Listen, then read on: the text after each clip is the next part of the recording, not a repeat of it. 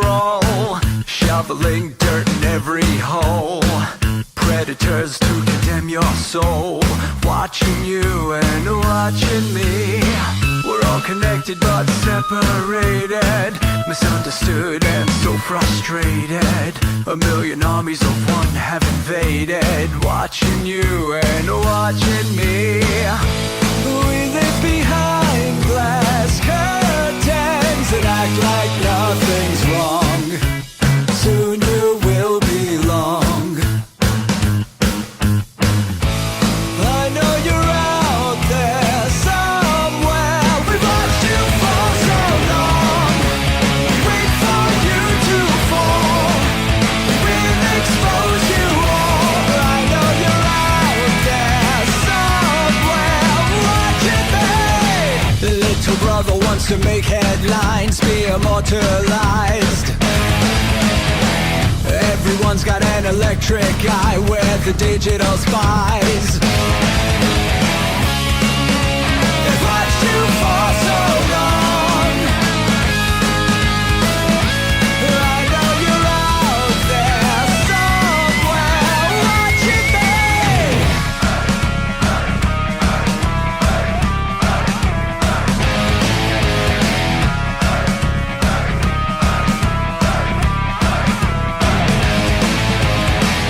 We the people have taken over. We the people are little brother, standing by to dethrone each other, watching you and watching me. Paranoid, the lens is our weapon, desensitized in our lust for attention, democratized by our voyeur obsessions, watching you and watching me. Slaves to perfection, don't let them project you as you are. Feel your every flaw.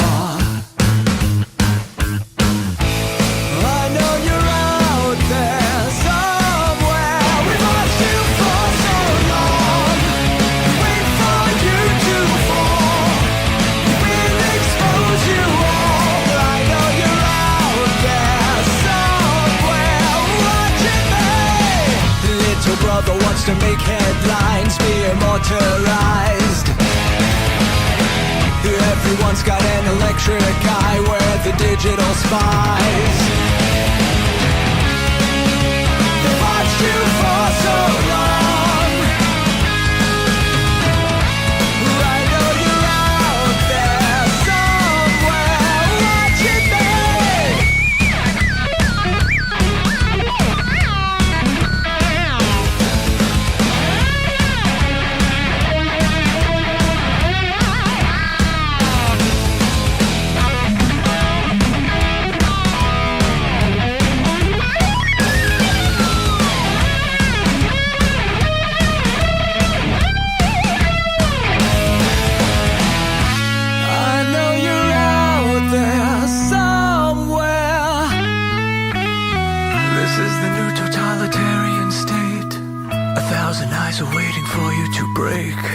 Stay in line, don't make a mistake. We're watching. We watched you for so long.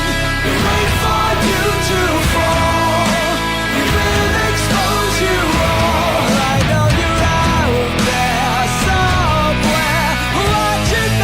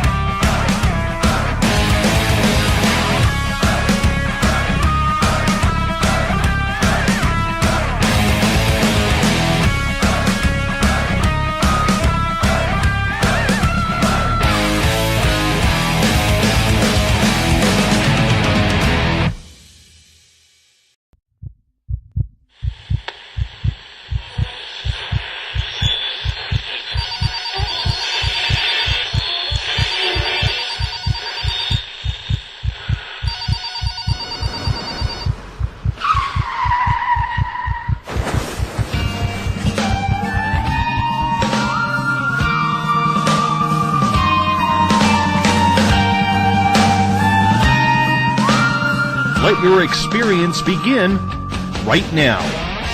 From high atop the mountains of British Columbia to you listening around the world, this is Spaced Out Radio. You can follow us on our website, spacedoutradio.com, on Twitter, @SpacedOutRadio. Give our Facebook page a like, Spaced Out Radio Show. You can follow us on Instagram, Dave Scott, SOR, or on our YouTube channel, Spaced Out Radio Show.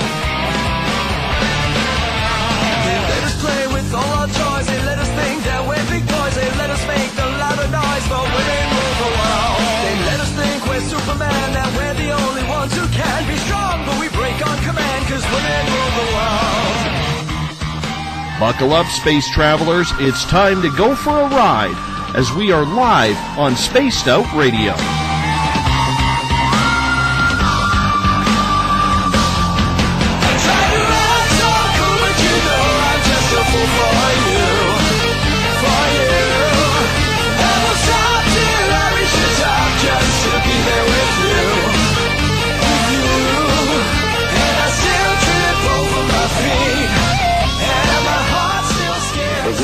Sequence start. 6, 5, 4, 3, 2, 1.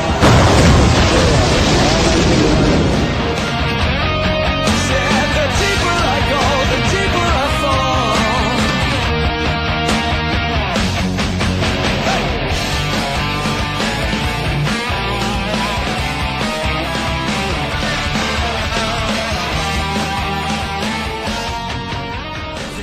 Good evening and welcome to Spaced Out Radio tonight. I am your host, Dave Scott. Good to have you along for the ride if you're listening in on Spreaker, spacedoutradio.com, and on Revolution Radio. We welcome you to tonight's show as we broadcast out of Uncle Jimbo's cabin in the Great White North, live on this Wednesday night, early Thursday morning if you're on the East Coast. Here at Spaced Out Radio, we do this thing 3 hours a night, 7 days a week, because we want to be your official one-stop shop when it comes to the supernatural, paranormal, conspiratorial, ufological, and so much more. Hey, if you're on the Spaced Out Radio side and you like our music, that all comes from the guitar god himself, Ron Bumblefoot THAL, formerly of Guns N' Roses. Check out a couple of his music videos by clicking on the Bumblefoot banner at spacedoutradio.com. You can also check us out on Twitter at Spaced Out Radio. Give our Facebook page a like, Spaced Out Radio Show. On Instagram, I can be followed at Dave Scott, SOR. Subscribe to our YouTube channel, Spaced Out Radio Show. And of course, our website is spacedoutradio.com.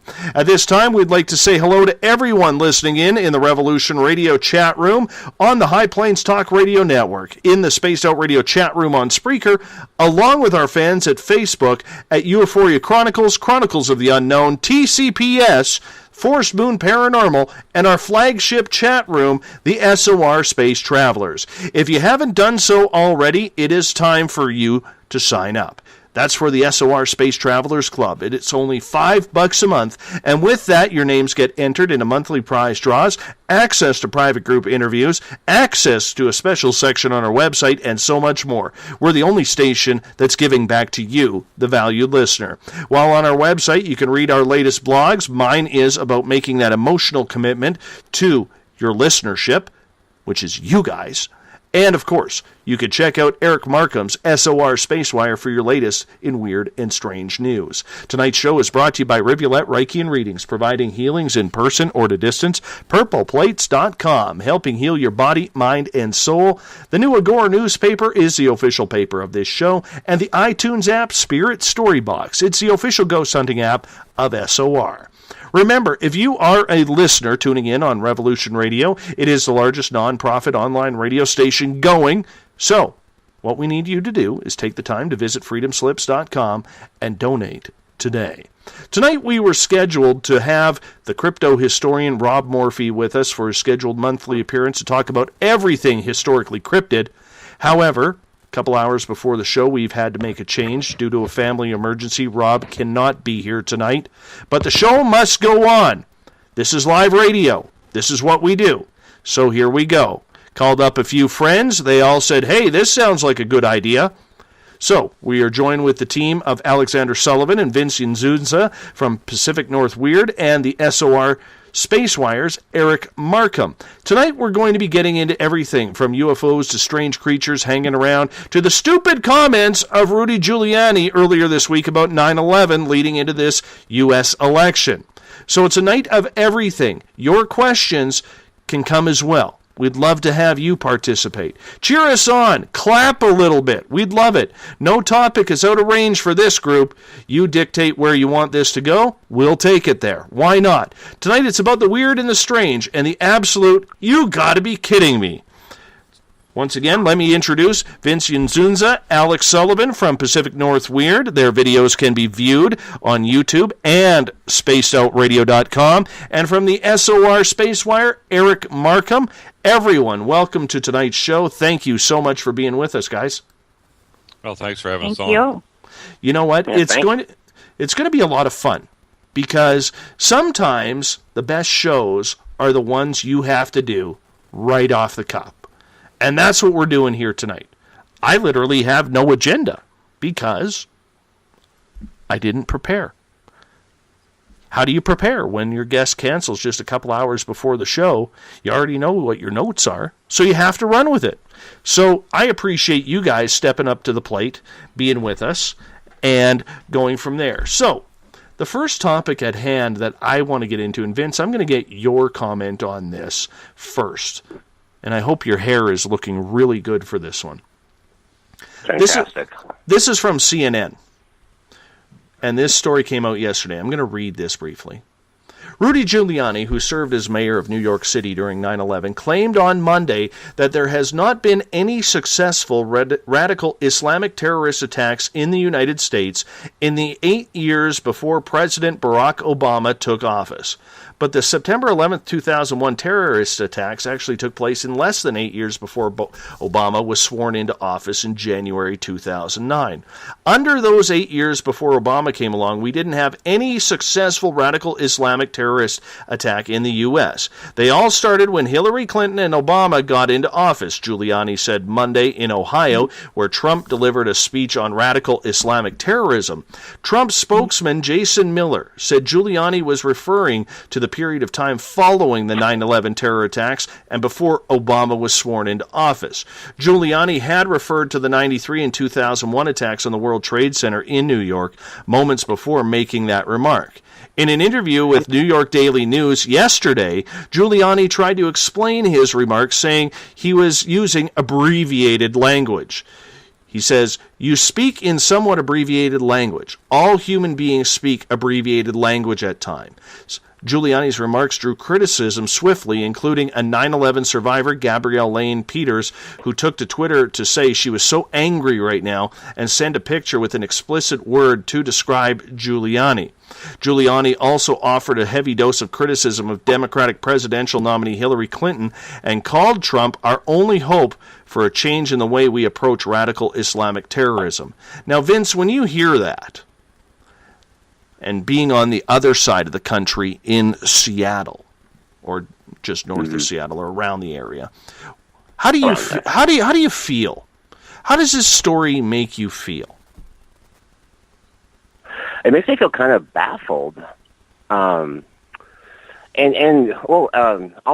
somewhat impressed, with verbal acrobatics that politicians use to kind of cover up just saying really boneheaded remarks on a national stage. And so, speaking in abbreviated language, I kind of wish I knew about that term a while back. There's a lot of things I've said I like to blame on abbreviated language. But yeah, I don't know. It's quite a big elephant in the room to be ignoring with that statement. I fully agree with you. And Alex, I'm sure as someone who is of the voting class, like you are, if I was American, whether I was Republican or Democratic or Libertarian or whatever you have down there, I would be offended that someone of such staunch strength during 9/11 would make a comment like this. When you heard that, what did you think? What was going through your mind? Well, for me, I just thought it was probably just politicking, some kind of posturing to try to villainize the Democrats at this point. But just an extremely ridiculous gaffe that was made, as well as just kind of trying to rewrite history in a way that's just kind of bizarre. I just don't understand why the most recognizable figure associated with 9/11, who was mayor of New York at the time, would ever make such a ludicrous statement. But I think it's kind of one of those beautiful, inane things that happen that kind of bring a chuckle to you. I'm kind of offended that somebody would even say that, but I wasn't, I found it more entertaining than, super offensive. Eric Marcum, as the resident Republican of this panel, and a man who has a very nice beard. Mm-hmm. I know you're not a Hillary fan, you're not a Democrat. We've talked about this on this show a few times, that you are a Republican. But you got to be honest. That comment is right out of left field stupidity. Yeah, that was out of the ballpark stupidity. I don't get it. I really don't. Has everybody's IQ in politics just suddenly been given a 90% attenuator switch? I heard that, and I don't buy this what do you call it, abbreviated speech. It's just somebody getting off there blowing smoke, trying to blow smoke up everybody's butt and make a point without thinking and without really having a clear. I'm baffled. I really am. Why would you even say something like that? But, I'm not really a Republican. I'm just I'm registered as an independent. If a John F. Kennedy style Democrat ever comes up out of the slime, I'm there. But it's just, I don't know what's going on anymore. It's such a puppet theater. I feel like instead of taking 1984 as a warning, they're using it as a playbook, as a template to build a society on. It just isn't making any sense.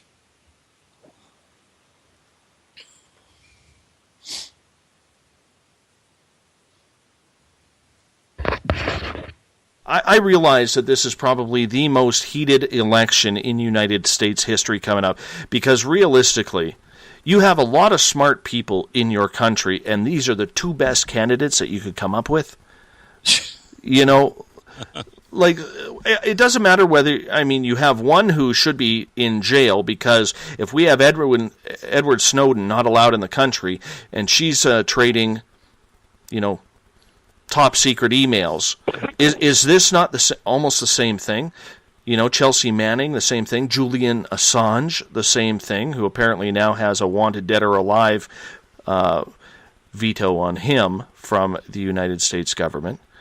But it's so contradictory as to what is going on down there that for a lot of people, especially me being a neighbor to the north, it's downright scary to watch from this level, and I'm not even involved in it.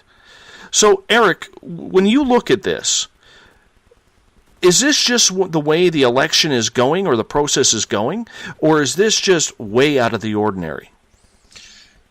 It's been heading this way for quite a while. Our education system's gotten to where we're kicking out, Bachelor of Science degreed individuals who can't spell.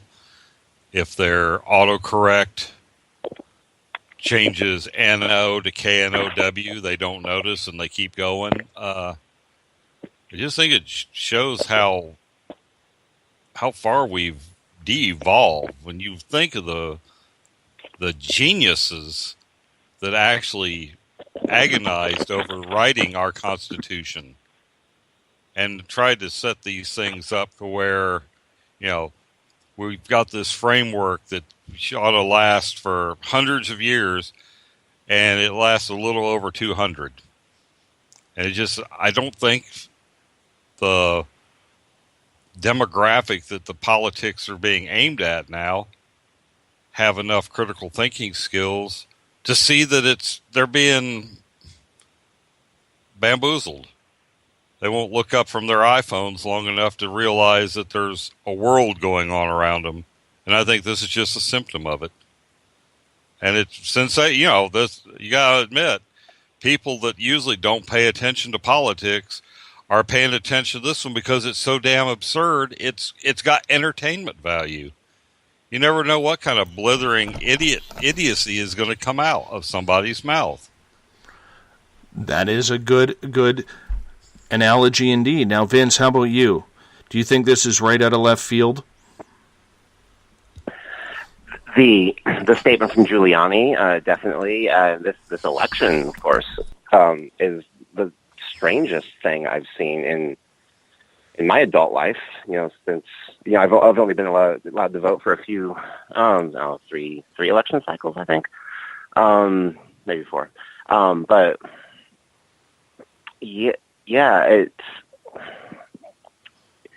is like a large reality show going on in front of us, and I can almost appreciate it on a certain level. Like it's almost like the veneer is being stripped down, and we're kind of seeing American politics unabashedly for what they are, and it's almost like they're not even pretending anymore to be a legitimate thing. I'm kind of a fan of some of the more outsider candidates who, and you see them, in every election cycle. But there's a man actually from Washington, a lawyer, Vancouver, Washington based, named Andrew Bashago, and he's running currently and claims to have been on the planet Mars with Barack Obama, and he claims to be a time traveler who has gone back and was involved in some sort of child chronina. Yes. Mm-hmm. You know what? I want to make one comment here. This reminds me, do you remember the early 90s song by Van Halen called Right Now? Yep. When they had that really cool video? And near the end of it, remember they were putting up all these slogans like, right now Ed is playing the piano, right now people are having unprotected sex, right now oysters are being robbed of their sole possession and they show pearl. Well, there's one quote in there. Is everybody okay? Everybody's okay? Yeah, sorry. Okay, just making sure. There's one quote in that song, in that video. It says, right now, our government is doing things we think only other governments do. This is in 1991, I believe, when For Unlawful Carnal Knowledge came out. How true is that 25 years later, Alex? I don't know. I think this election is it shows anything the lack of confidence that voters have that the system can enact any kind of change. So I kind of think, I agree with Vince on some level that it is just kind of stripping away, like we see that this really is just a popularity contest, that the way you can win at a reality TV show is the same way you can win a presidential election, it's really kind of depressing, but I think it's also shows an awareness that our government isn't really, the people who are elected officials are not the ones who are actually controlling things, whether it be like Wall Street or, the elite, that really whoever is the president is the least of our worries, is really what I think this current election is bringing forward into the consciousness of the public. Well, let's pick on Hillary for a little bit, because I think that would be fun. Her ever-changing hairdo and her $12,000 jacket, designer jacket, while she's talking about poverty in the United States. I thought that was pretty brilliant. But on the flip side, does anybody think there might be something medically wrong with her or mentally wrong with her? I mean, look at all these strange head tics that she has been doing and all that. I mean, she's one strange lady, man. One strange lady. I don't know if I would have that as my president, or in Canada's case, prime minister. That's scary to think of. And here I thought the bad-haired, Ted Cruz, who was so eager to push the nuclear button on on the world. I thought he was scary, but Hillary's starting to scare the bejesus out of me too. Eric, what do you think? Well, there was rumors about her having had a collapse. It looked like a stroke back when she was while she was still secretary of. She was either still in the Obama administration or she had just left. And she had been admitted to a hospital with something. Of course, everybody yelled, "No, there's nothing wrong. There's nothing wrong." But it seems like she's had a couple, like transient ischemic attacks or something that you got to wonder. I hope she doesn't like pass out on the desk and her nose hit the red button, while she's having a siesta. I just don't. I think that's the least of our worries. I mean, if she gets in anymore, I don't think it matters who's in. I have to agree with. There's a government behind the government that's, whoever's the figurehead is just the puppet. But agreed. I do think this woman's got some serious health issues. I don't think she's particularly mentally stable. But she was promised that she was going to get her chance, and by God, she's going to get her chance, and we're going to have her. She's going to be the president of the United States, first woman president of the United States, no matter what. So, like it or not, that's probably been decided and bought and paid for 2 years ago. Do either of you, Vince or Alex, think of this whole conspiracy that Donald Trump is throwing the election for Hillary to win? The more and more I'm watching it, the more it seems like that.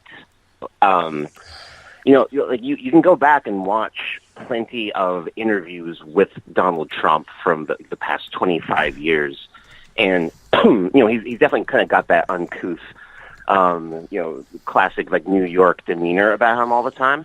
But he's often in those interviews like very well spoken, and it's clear he's an intelligent man. And just what he's doing now, it seems so purposeful, like he is maybe like wanting to, like maybe he is just realizing that he's in a little bit over his head. Like he started off. Yeah, like the joke's gone too far. Right. Like the dog that chased a car and finally caught one, doesn't know what to do with it. Yeah. I think there's something to that. And Alex, I'd love for your opinion on that, because here we have outlandish statements by Trump. I mean, he's going to build a wall and get Mexico or Canada to pay for it. Like, come on. Okay, that's ridiculous. The other ridiculous statements that he's going to take every Muslim American, including ones who have fought in the armed forces, and ship them back home, or their perceived home in the Middle East. I mean, there is some outlandish things going on here besides Donald's hair.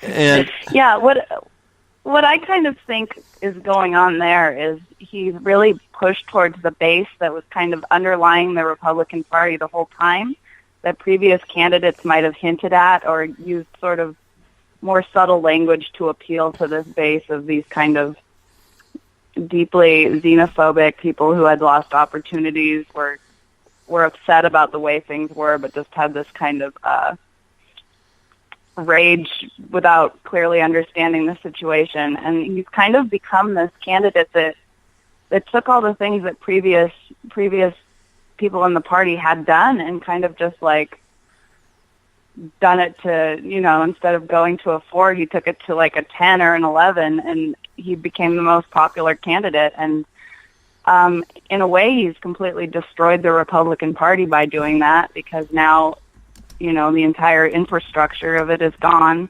This interloper from outside has kind of made the party no longer necessarily viable in the long term, which is interesting. I don't know. The whole thing, for some reason, I don't imagine if he actually became president that he would be, declaring nuclear war or building a wall, because I don't think the president has the ability to do that. I do think it is interesting from a policy point that he's kind of just from party politics that there's this force from outside the standard group of politicians who was able to sort of create this rupture and also sort of, I don't know, find some of the ideological underlying issues and bring them to the forefront instead of kind of hiding them under these veiled terms. Do you believe then that both sides are inciting violence in people? Eric, we'll start with you. Whether it's overt or subliminal, yes. It used to be you could talk politics with people with an opposing view, but it has gotten to the point where, them's fighting words. It has gotten so bad, and we have gotten so bipolar on this. It's like there's no moderation. I think you see this in political movements where the pendulum swings too far right or left. There becomes a point where everything is extreme. I think it's the system trying to correct itself. In order to get the pendulum back to the middle, you have to go crazy on one side or the other to affect a move. And I just don't. My dad's like, thank God. He tells me, thank God I'm 80 and I'm not going to have to see much more of this. Sorry for you. And I've got grandkids. I'm thinking, my God, what kind of world are these children going to grow up in? Well, I can say this, and I'll make a totally Canadian comment here. The way I see it is that no matter who serves as president of the United States, doesn't matter who it is, there is no way that they can change this mess in 2 terms. And that 2 terms is going to, in my opinion only, and I'll probably take some heat over this, and I'm okay with that, because I am an outsider. But that whole 2-term presidency thing is really, really going to mess something up. And I don't see how the U.S. can come back to the strength and the beauty and the leadership that it had by doing that with a president with only 2 terms. I know in Canada here we have more of a monarchic type system. And I can say this, our prime minister keeps on getting elected until we vote him out. And if he starts screwing up, we vote him up. That's what happened with Stephen Harper. He was prime minister for 12 years. He did a pretty good job with turning the economy around, especially during the financial crisis in 08 and 09, where we really didn't feel the effects. In fact, our economy was going up. But he started getting a swelled head, as most of them do, so we voted him out. And I'm just not sure that a president who only is allowed to sit for 2 terms will be able to actually clean up any of the mess, or at least a quarter of the mess that has been left by the previous regimes who've taken this to a real military-industrial type complex. Vince, what's your thoughts? Well, I think that's part of the illusion. We're being sold this. We're being sold 2 perceived options that either side is going to be able to clean up the perceived mess within 2 terms and everything. And I don't think whoever is consistently within the government, whoever's like the shadow government, whatever you'd like to call them, who are behind this puppet theater, I don't think it's in their interest to have any of this cleaned up. I think it's kind of the engine they want to maintain.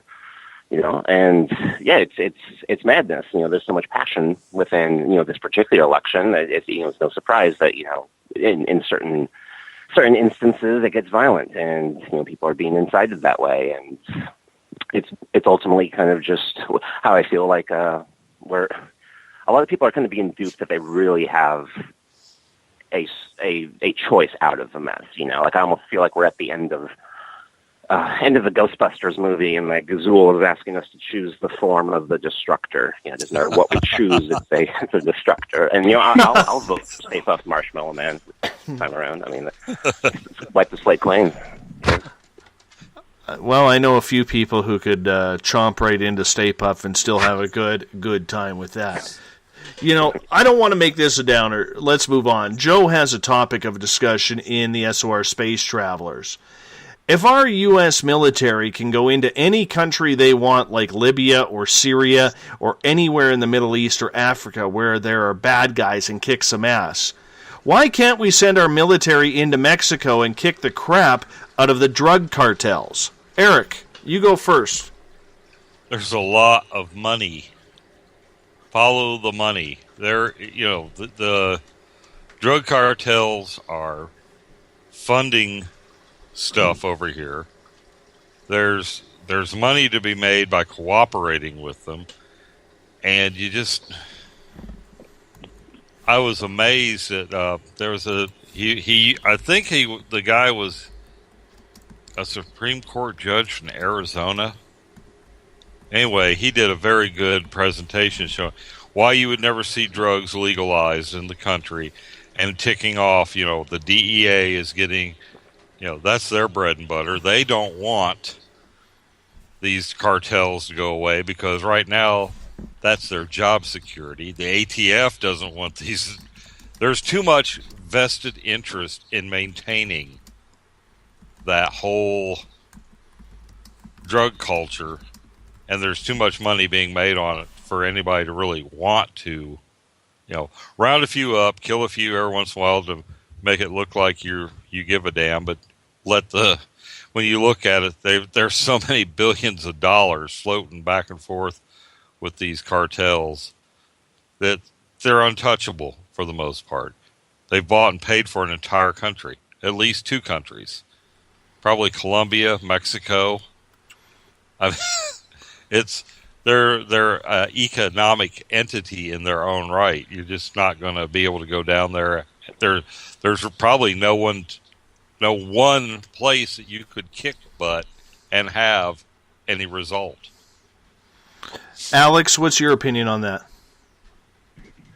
I'm sure there's a lot of things involved, money being a main one. I do agree that I believe that the United States does have a vested interest in keeping drugs illegal and keeping a certain percentage of drugs in the system so that there's plenty of people to get arrested and pay and go on jail terms, and creating this whole military-industrial prison industry that exists.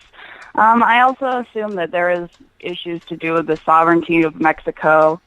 Just the fact that we're so close to Mexico, it seems like us stepping in would seem more like an invasion versus going far away seems more like a rescue mission. Just in the perception, I imagine, even though I'm sure on these far away rescue missions, the people who live there don't necessarily see it as that. But I don't know. I'm not exactly sure why. I'm sure that there are reasons.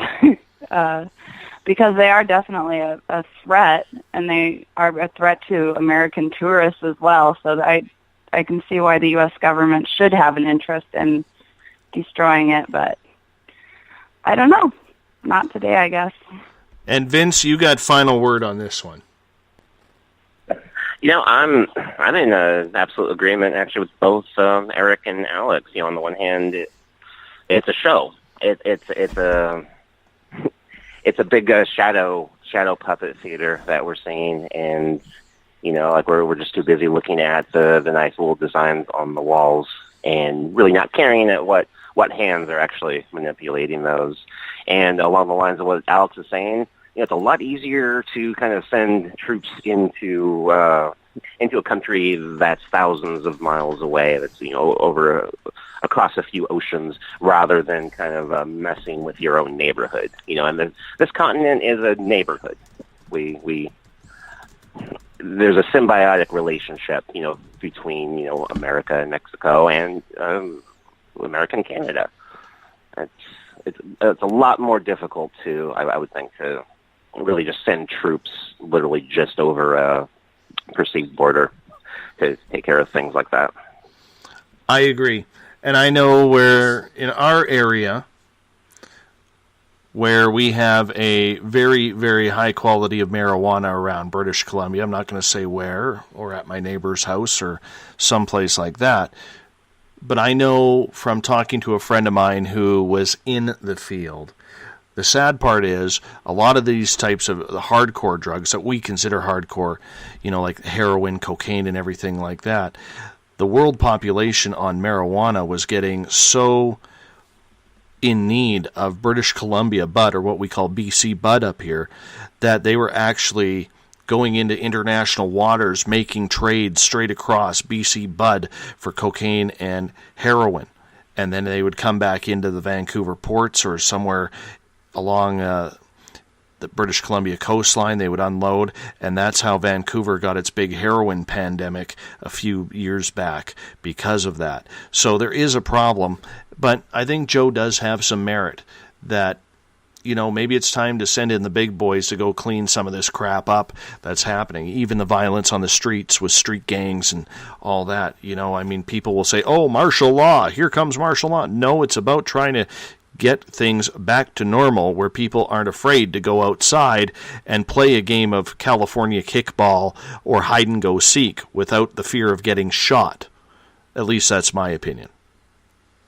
So. Well, the last time we tried it was under Pershing, and he chased Pancho Villa halfway across Mexico and back, and it didn't go well.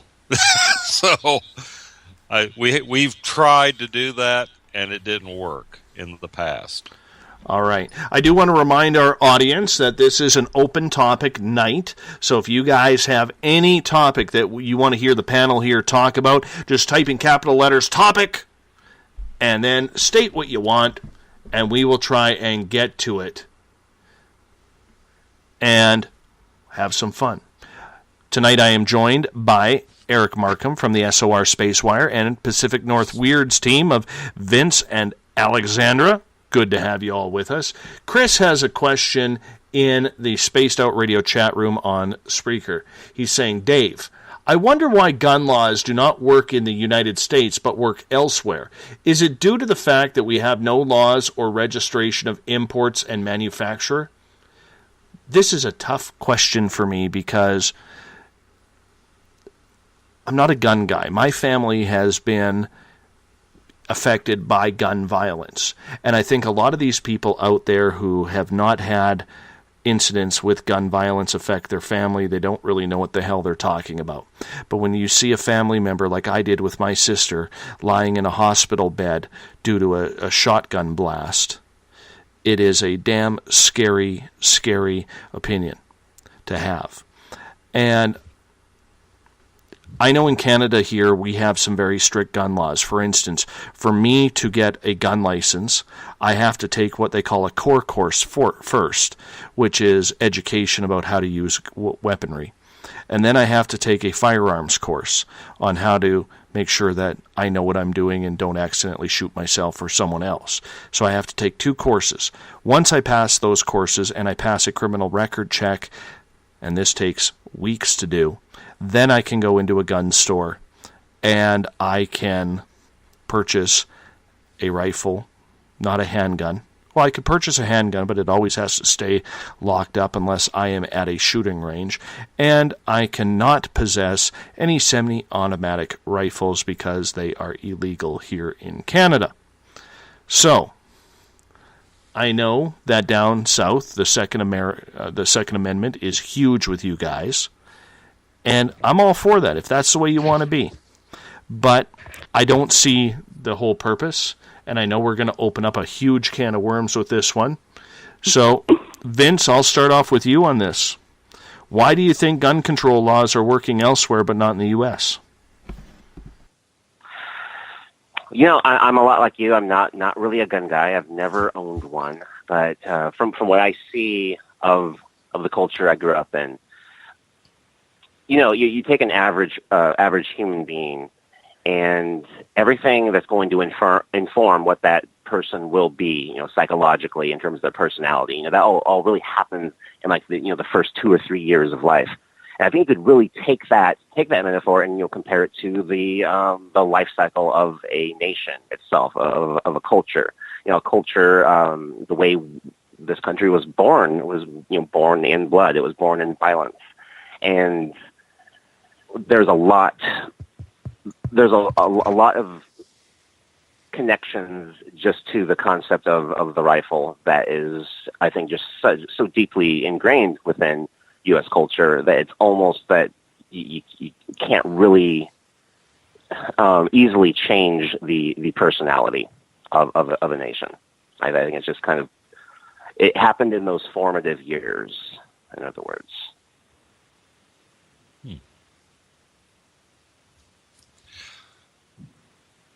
Well, I think when you are born by overthrowing a government that you saw as oppressive, maybe it's kind of like the Jewish have their never again. Maybe that's, I'm agreeing with Vince. Maybe it's in our country's genetic makeup. I get that. But let me ask you this, and I'm not saying this, Eric, and I don't mean to cut you off, but the Second Amendment, when it was enacted into your Constitution, which is the right to bear arms, okay, in my opinion, looking at it, and I've tried to look at it both ways, because I'll be honest with you, I'm one of the guys where I went down to Las Vegas, I went to the gun store, I fired an AK-47, an MP5, and a sawed-off shotgun. I had fun. Not going to lie. I'm not a gun guy, but I had fun doing that to scratch that one off the list and say, I've done that. But the way I look at it, when I look at the Second Amendment, we're talking about muskets back in the day. We're not talking about semi-automatic rifles.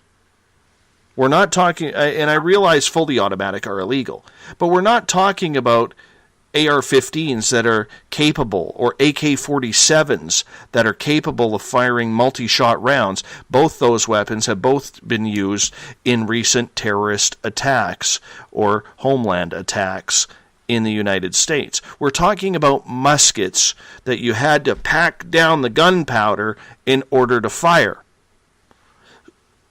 Is there not a point, and I'm saying this as an outsider, is there not a point where maybe we should update the laws to what society is now going through rather than what worked 200 years ago?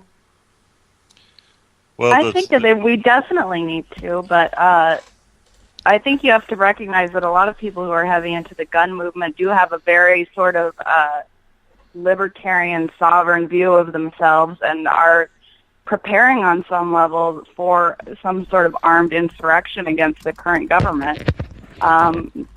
Not necessarily that they think that they will instigate it, of course, but that something will happen that will be out of their control, and it will lead to this situation where they're going to need that kind of weaponry, which to a lot of people, like to me, that doesn't make any sense. It seems, to some extent, I think if you want guns, I don't understand why you would be against making it as safe as possible for as many people as possible, because then it lends more legitimacy to being an enthusiast for guns. However, I don't know. People in the U.S. are just really hung up on the Constitution. Like, if you make any mention of changing any part of the Constitution, it seems like nobody will agree that we can change any of it at all. So I guess we're just stuck with it. I'm not sure. Zop in the Revolution Radio chat room brings up a very good point. She says, or he, I'm not sure if it's a he or a she. We'll just say, Zop says, the fact that gun violence is rare in Canada has little to do with gun control. It's a case of indoctrination. Americans are simply more violent by nature. Eric, do you agree with that? Not really. But, well, if you look at an urban environment, maybe. I mean, I grew up in a culture where you were expected to have your hunting license by the time you were, 9 or 10, be out there hunting with your dad for deer or whatever. But there were classes involved. It was there was a license involved. It wasn't like, here's Christmas, here's a 12 gauge, and I'll get out there and shoot. It's just, I think we have a schizophrenia in America as far as guns go. You've got the responsible gun owner like me. I mean, personally, I took a concealed carry course, had the certificate, could have gone to get my concealed carry course. Got cut off in traffic one day on my motorcycle, which I cherish, by somebody chatting on their cell phone, not paying attention. And I knew in that moment that I was so enraged that I would have shot that individual had I been carrying. At that point, I made the responsible choice, and I do not carry a gun outside of my house unless I am going to a gun range to shoot it. But there's a lot of people out there that aren't going to stop themselves and have that kind of self-control. And I think that's a problem. And a lot of times it comes out later, oh, well, this guy was crazy. How'd he get a gun? We have things in place, but they've been abbreviated for the sake of commerce. I used to work in a gun store, so I know I could call this FBI number, give the information over the phone, and get instant approval. Somebody could walk into the gun store, pick one out, fill out the paperwork. I call. Within half an hour, they're out the door. And I think that's where we've got to put a stopgap in there somewhere. You shouldn't be able to just go in and buy one. In my county, it takes a while, but once you get your permits, and you can get up to 5 permits at a time, once you've got that, there's no wait. You walk in, present your permit from the sheriff. You buy one a day for they don't have, I think they're good for a year or so. So if you could get pissed at somebody, have your stack of pre-approved permits, run up to the gun store, buy a 10mm Desert Eagle, go blow somebody's ass away. So, and like, if you see what goes on in Britain, okay, there's hardly any guns in Britain. So what do you have? Knife attacks. So, if you take everything away, the criminal element will find something. If you take away guns, knives, baseball bats, tire irons, they will use rocks. It's about a culture more than it is about a weapon.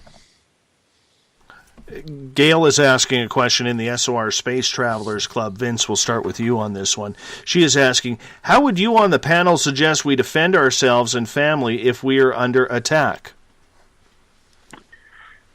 I think if you and your family were under attack, I'd hope you would use any sort of weapon that you have to defend yourself. I mean, that's you have it available and your life is on the line, then do what it takes to live. I'm looking around my studio, Gail, right now, and I'm thinking of your question. Let's say somebody broke into Uncle Jimbo's cabin here. What would I use? Let's see. I have a piece of quarter burnt Palo Santo wood. I have an empty Budweiser can. I'm definitely not using my Budweiser Red Light because I paid $200 for that, and it goes off every time my Vancouver Canucks score. What else would I use? Definitely not using my bottle of Night Train because I don't know if I'll ever get another one, and that goes back to the Guns N' Roses song Night Train from Appetite for Destruction. Let's see. I might have to use my Vicks nasal inhaler. That's or my patented metal back scratcher. Shoo. Then again, I'm more worried about bears breaking into my house than I am people. Alex, how about you? What are you gonna torture a criminal element that is attacking you with? In my particular home environment, well, I don't know. I have quite a few knives that I like to collect. They're pretty small, but I think they might do. I'm not against inherently owning guns. I just think if you want there to be legitimacy to it, then you should go about the proper channels to get one. But I also think that in the case that we actually were being attacked and things were going, completely topsy-turvy, I think there are more skills that would be more useful than being able to shoot somebody. I think if somebody's breaking into your home, I don't know. I think by the time they're in your house, you're already kind of screwed. They have the advantage, but hey, if you have a gun, then by all means, do what you got to do. But to me, that doesn't mean everyone should have a gun without having to take any safety courses. And, you know, I don't know. I think there's a way to do a very moderate amount of regulation that I assume everyone in society should think is a good idea. You know, Alexandra, you take a lot of new age kind of exercise classes too, so I bet you'd really be able to kind of just snap their necks. Or you're going to go... I probably could. You know. My muscles are getting real big. I think I could just, like, intuit them and then do, like, what's that, Aikido or something? I could disarm them using some movement and also Brent force. Well, I saw my wife, Mrs. Spaced Out Radio, doing yoga the other night, and that scared the living hell out of me enough that I ran away. So, we have a listener in Australia taking part in the Spaced Out Radio chat room on Spreaker, and he is saying semi-automatics were restricted here in Australia back in 2006, and all guns now have to be registered, and gun ownership has risen here. You also need to be a member of a gun club in order to own a firearm. Tight gun laws have not worked here. More people than ever now own a gun in Australia. There's an interesting stat. Okay. And Gail also says in the SOR Space Travelers, talking about the evils of guns is well and good until your child is at risk. Pity the fool who has evil intentions. Exactly. I can honestly say maybe I'm spoiled and incredibly naive. Up here, where I live, I've never worried about it.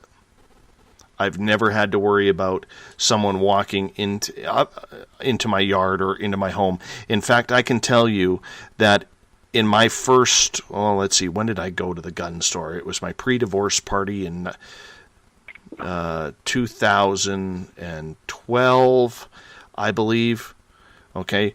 That was probably only the third time ever I had seen firearms used. And in my first 21 years, I'd only ever seen one gun used, or one gun on a person at a bar. And that wasn't a police officer. So that's just kind of the way it goes around here. Maybe I'm a little too naive on the topic. I don't know. We only have a couple minutes left until we have to go to our first break. And I have to tell you, this topic that has been chosen by Elizabeth Anglin is the one that's going to piss me off tonight. Because she knows how much I hate garden gnomes. She knows they scare the living crap out of me. I don't know why. They scare the living daylights out of me. But she wants us to talk garden gnomes tonight. And when I saw her, she puts, just kidding, you don't need to talk about gnomes, Dave. I knew this was coming up. I just had a feeling Elizabeth was coming up. Alex, you look like the type of person who would put a garden gnome in their garden. Do I really? That's probably the most offensive thing anyone's ever said to me before. Gnomes, they creep me out too. I'm on your team. I think they're like ugly and aesthetically displeasing. Like, I would go with a pink flamingo over a gnome any day. So, I don't know. I guess the classical conception of a gnome is like kind of a spirit that inhabits a place is kind of a nice idea. But I don't know. I don't even like the word gnome, to be perfectly honest. Eric Marcum, I know for a fact that somewhere around the house, Donna has a garden gnome. Actually, funny, yes. We're moving to a new house, and we were doing some cleanup, and I opened a closet, and honest to God, there's one of the little black lawn jockeys in this closet. Oh, my God. Yeah, it's like, oh, my God, where did that come from? But, yeah, I don't think... We have a piece that was carved by an artist named Val Lindsley that he had taken a log that had been chewed by a beaver to a point, and he had carved a wizard's face into that log. Yeah. That's about as close to a gnome as we've got. All right, gentlemen and lady, we are going to take our first break of the night. You're listening to Spaced Out Radio. I am your host, Dave Scott. Open topics, you name them, we're taking them on tonight. We'll be right back after this break.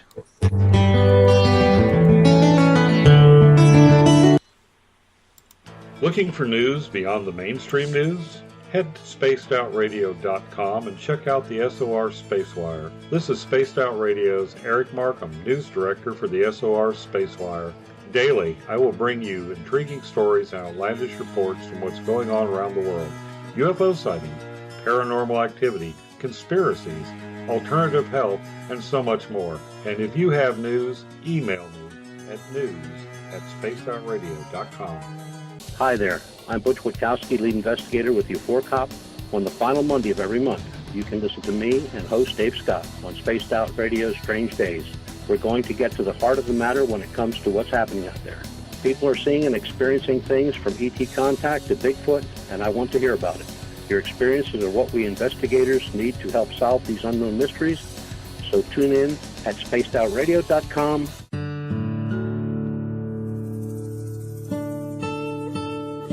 Greetings and salutations, space travelers, from the Chronicles of the Unknown team. What is Chronicles of the Unknown? I keep hearing about this thing. It's a new paranormal reality TV show based right here in beautiful British Columbia, Canada. Follow our team as we uncover claims of activity on the Caribou Gold Rush Trail. You can also follow us here every third Monday, where 2 members of our team will be available to answer your questions. Have you ever wondered about those weird and strange creatures people have reported throughout history? Do you wonder if those stories are real? Me too, and that's why I started Cryptopia.us. Hey, this is Rob Morphy, crypto historian. Join me once a month on Spaced Out Radio with Dave Scott, where we will get into the odd and bizarre reports, from the Dover Demon to hairy hominids and everything in between. I will break down what people like you and me are seeing at spacedoutradio.com. Visit purpleplates.com today. For over 40 years, the Purple Energy Plates have been delivering amazing results for their many customers. Inspired by the great genius Nikola Tesla, the harmony, healing, and energetic effects of the plates have proven over and over to be beneficial and often miraculous to thousands of customers. With their money-back guarantee and the many benefits, how can you afford not to get one? Check their site for daily specials and choose from their many energy products. You won't be sorry. Visit them today at purpleplates.com for mind, body, and spirit, and expect a miracle. Strange creatures lurking in the night, the sounds of wood knocking in the forest, odd happenings right out of a fictional world. These are the reports I love. Hi there, this is author Ronald Murphy, and I would love it if you join me and Spaced Out Radio host Dave Scott the second Wednesday of every month on our journey into the unknown land of cryptozoology at spacedoutradio.com. From Mothman to Frogman and everything in between. Hey, they don't call me the crypto guru for nothing. Are you interested in advertising on Spaced Out Radio? Head to our website at spacedoutradio.com and click on our advertising tab. There, you will find an assortment of ways you can get your product out there with us, from radio commercials to banners and social media. Have a product you like our hosts to endorse? We can do that too. Visit spacedoutradio.com for more details. From British Columbia to Northern California, Pacific North Weird has Cascadia covered. Check out our feature videos at spacedoutradio.com, where I, Vince Ynzunza, and my super sleuth partner Alexandra Sullivan track down the weird and strange stories from around the Pacific Northwest. From Bigfoot to Mel's Hole and everything in between. This is what makes life exciting. So why report the normal when we can report the Pacific North Weird right here at spacedoutradio.com. Oh, there's only one way to rock. Loud and proud. In high definition. Radio 702 rocks. Las Vegas. Have you ever had an extraterrestrial experience? One you just couldn't explain? Well, maybe I can help.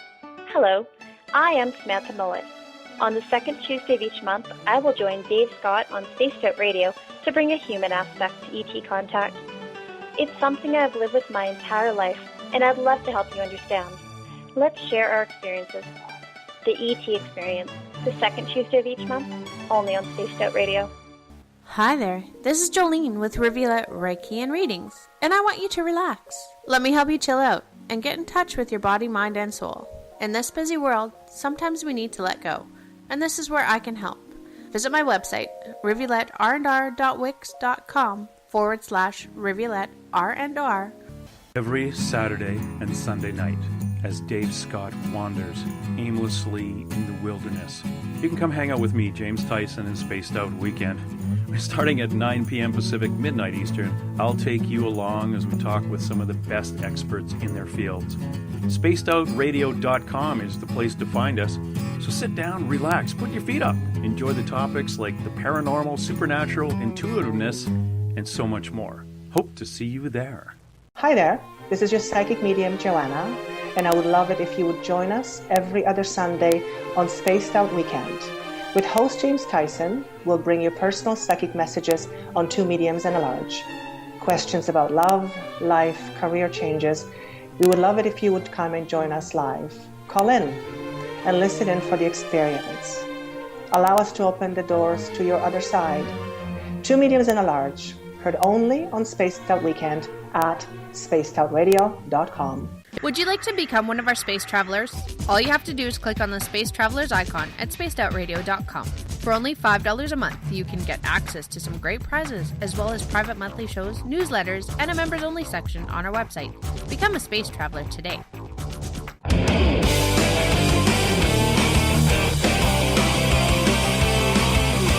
Do you have a topic or a guest that you'd like to hear on Spaced Out Radio? Let us know at spacedoutradio.com, where you can sign up to become a Space Traveler member today. Or you can find us on Twitter at Spaced Out Radio and on our Facebook page, Spaced Out Radio Show. Welcome back to Spaced Out Radio tonight. I am your host, Dave Scott. Good to have you with us.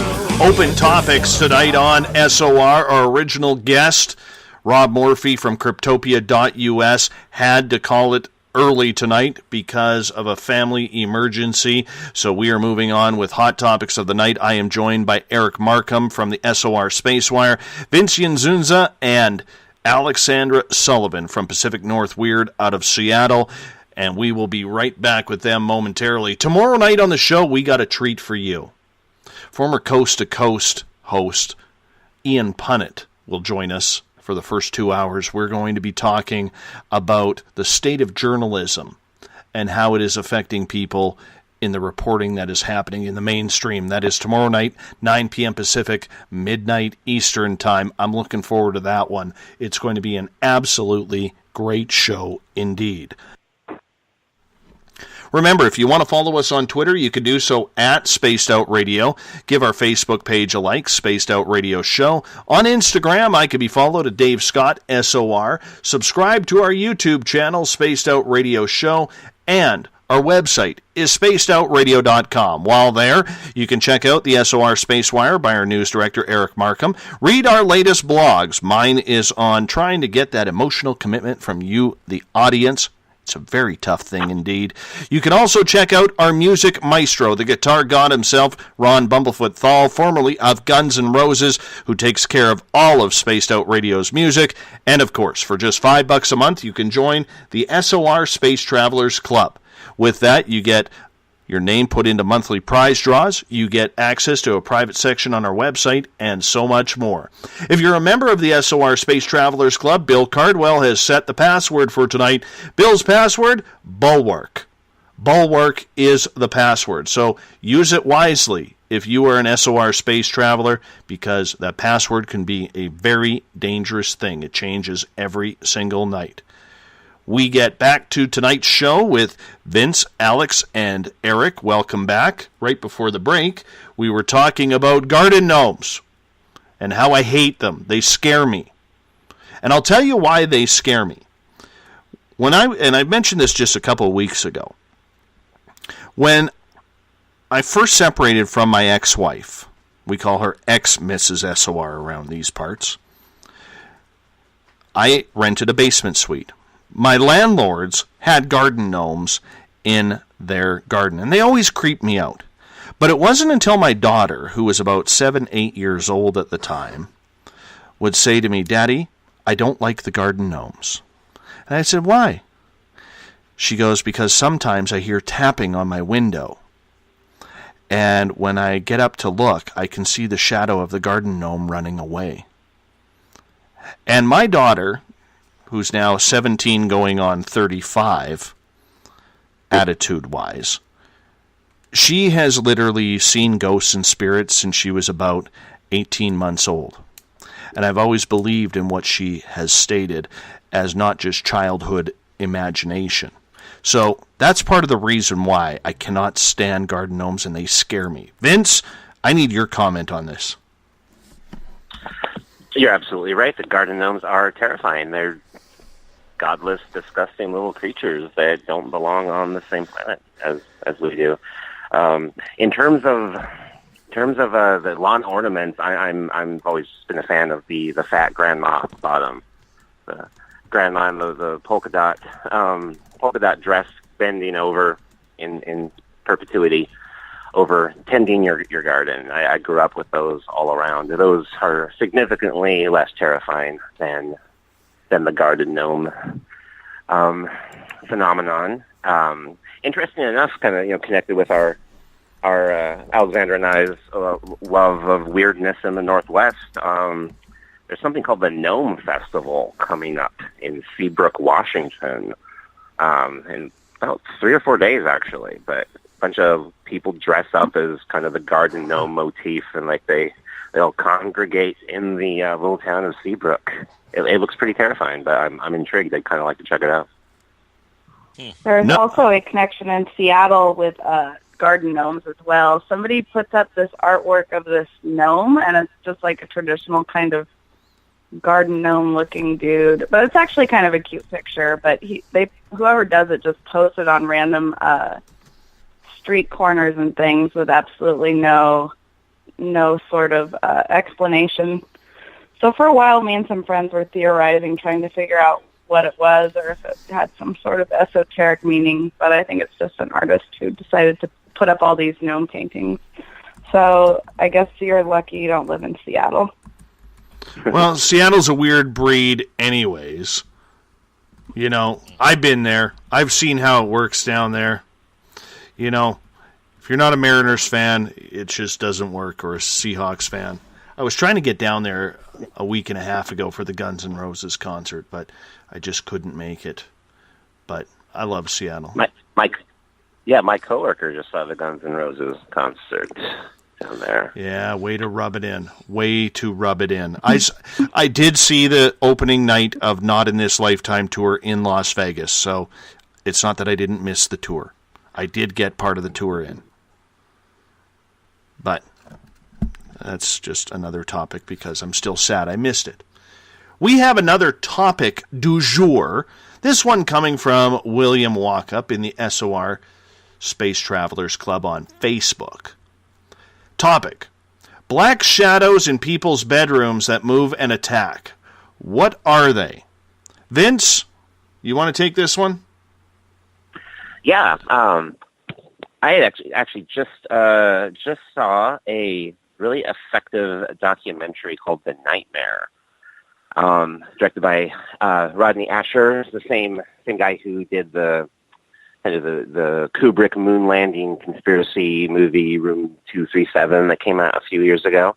But within the movie The Nightmare, he interviews 6 or 7 different people who suffer from sleep paralysis, and he dramatically and terrifyingly reenacts their testimony, how oftentimes they wake up but are unable to move their bodies, and they see this shadowy figure, a shadow person, emerge from their closet or come through their doorway, and oftentimes it will threaten them or appear to have malevolent intentions.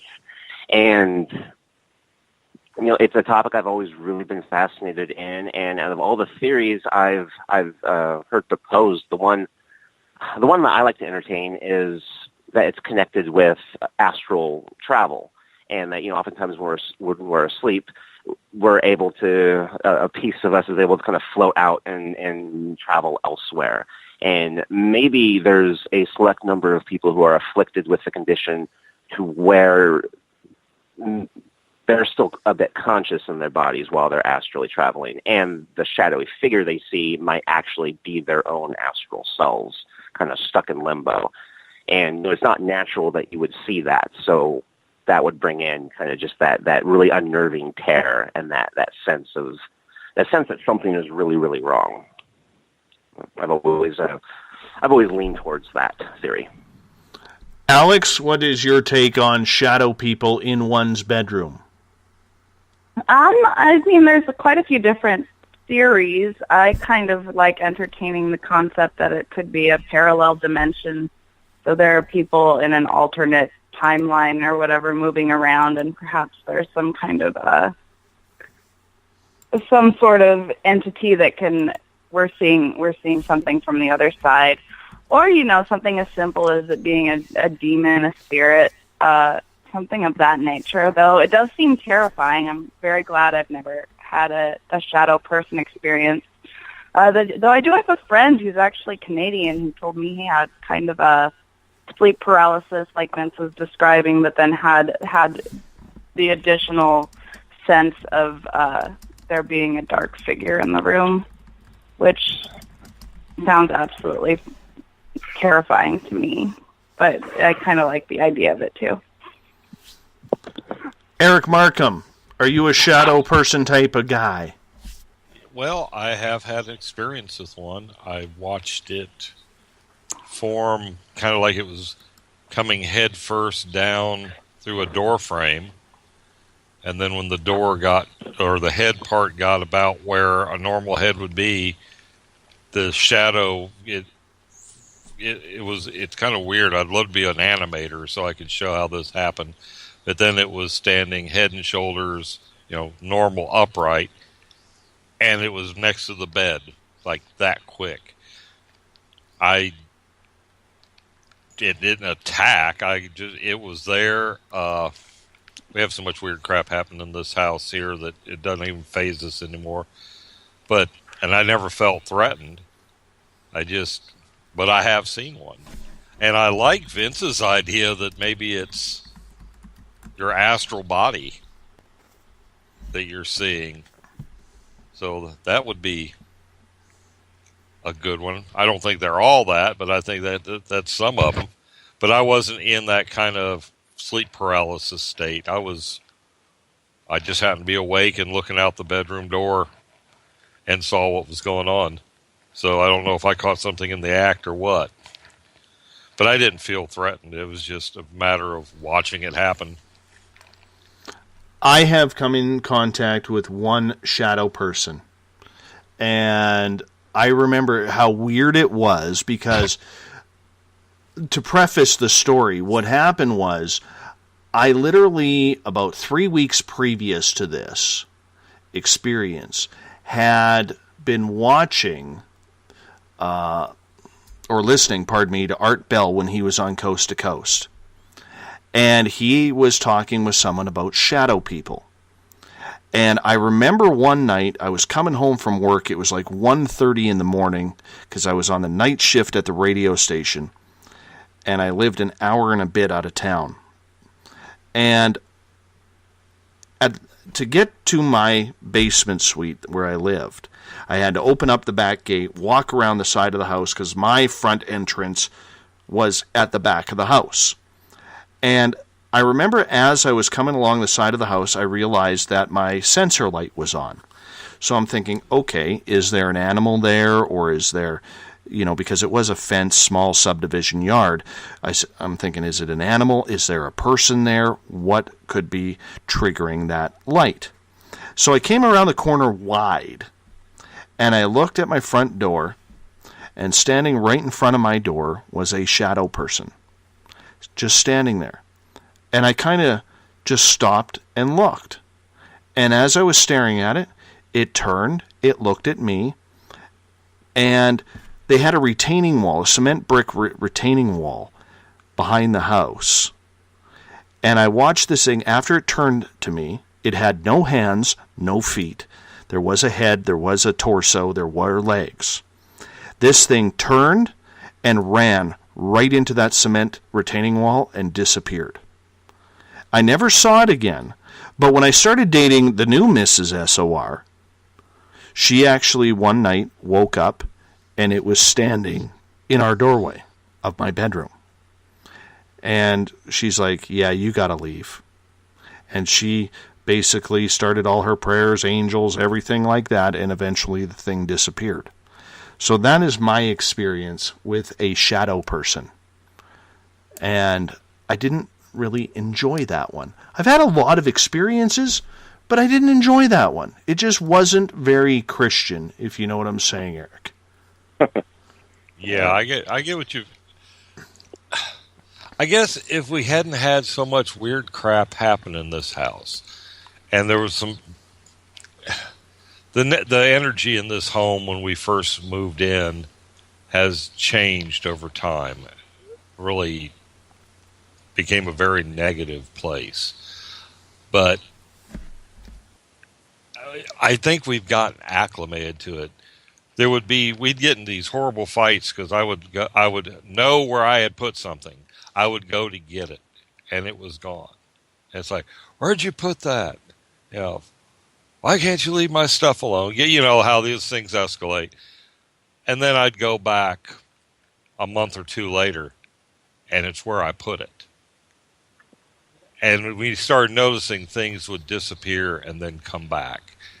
And we quit fighting about it. Now, you know, I'll say, have you seen such and such? No. Yep, figures. It'll show up. Mm-hmm. But yeah, we're just sort of, like, I forgot the movie, but this couple was sitting there at a table and this absolute chaos is breaking out around them and they're just having their tea like there's nothing going on. My wife and I have become that couple in this house. Well, you know what? It's one of those interesting topics indeed that I'm still not sure if they are from the spiritual side, a dimensional side. Would you say shadow people, Alex, are more dimensional, interdimensional, or demonic? I think it depends. I mean, I've heard experiences of people who've definitely felt a very negative presence. So to me, that would suggest that there was some sort of spiritual energy going on, something demonic, or at least some sort of spiritual energy. Though, I mean, I'm not entirely certain that when we describe these alternate phenomenon, we're not all kind of talking about the same thing. So I think it's completely reasonable that perhaps if we have this concept of an alternate timeline going on, that all sorts of unexplained phenomenon could be attributed to that. So the thing about these subjects is you can come in from any angle and kind of make it, you know, if you're a demonologist, you seem to think that everything is related to demons.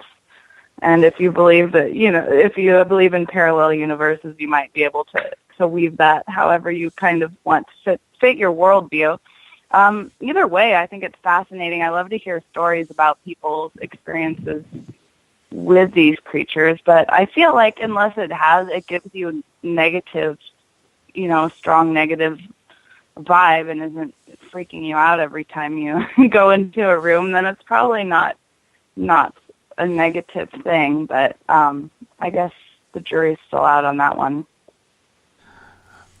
I like Mr. Rowe's comment in the Revolution Radio chat room. He's saying, I could feel the pulling and pushing in my gut. Here's the story from his start. I had to scroll up a little bit. He's saying he saw them almost every night, shadow people for years. Used to be pushed out of my body, see myself standing in front of the shadow, sometimes had a hat, sometimes a fedora or a top hat also. I could feel the pushing and pulling in my gut. I used to get up as a child and meet it in the hall in the middle of the night. So I just responded, there's nothing freaky about that. Nothing freaky about that. Jesus. That's just rubbing me the wrong way. Thanks, Mr. Rowe, for sharing on that. We're going to get to another topic. This one comes from Joe, who literally I think, has the nicest hair of the SOR space travelers. Joe is asking, how can we find out if there is a portal on our property? Vince, I would like you to start with this one. A portal on your property. Portals, they're not something I've ever felt that I've encountered before, but I suppose if you're seeing a high amount of odd things, do a lot of Sasquatches show up in your meadow? Do you see like weird orbs, lights in the sky, garden gnomes just appear out of nowhere? That might be a sign that there's a little tear in the fabric. I guess that's how I would define a portal. A doorway into another world that maybe we're not meant to cross through, and we instinctively know something's really wrong when we're around that. I'd say follow your gut, on that. But yeah, look for the signs. There's a lot more people out there more knowledgeable than I am specifically about portal energy. And I would maybe do some research just on find some people you trust out there, who seem to have some experience, with these things, and get their advice. Alex, your opinion on portals? Well, if I were under the suspicion that there were a portal on my property, I would be tempted to see if I could find somebody who was into dowsing. Might be interesting to see what the water or the ley lines on the property were, as apparently there's a lot of energy associated with certain places,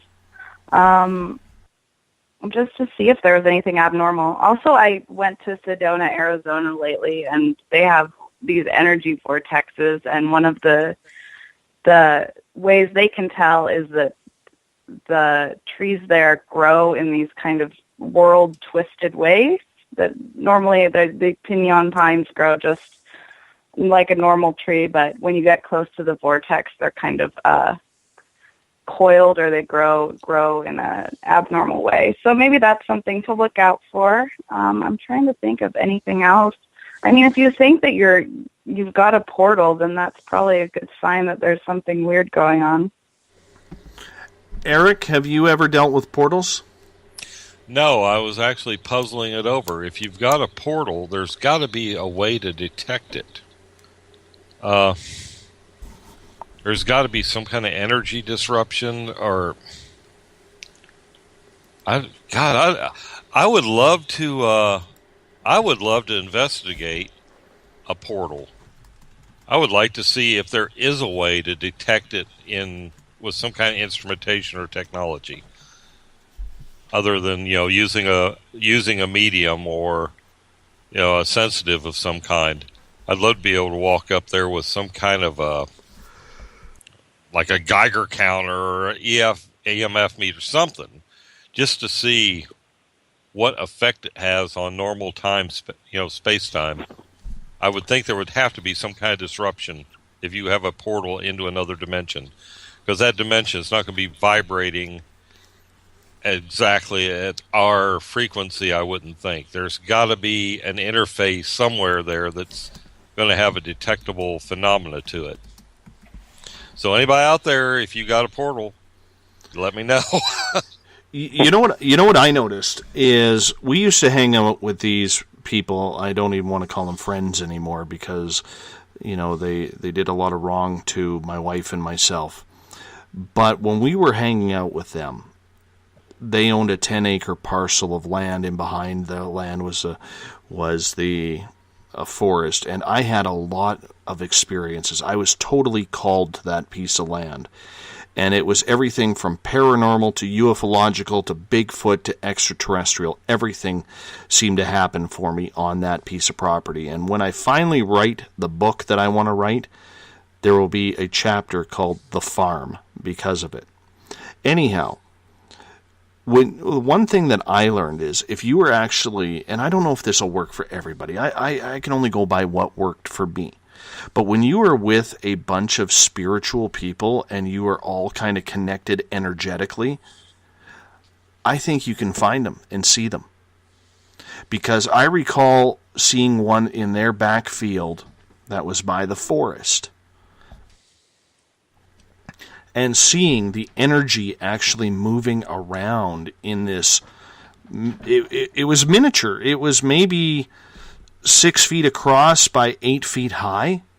Like, it was small, but you could actually see the energy moving inside and things dashing in and dashing out so quickly. I mean, you couldn't tell what they were.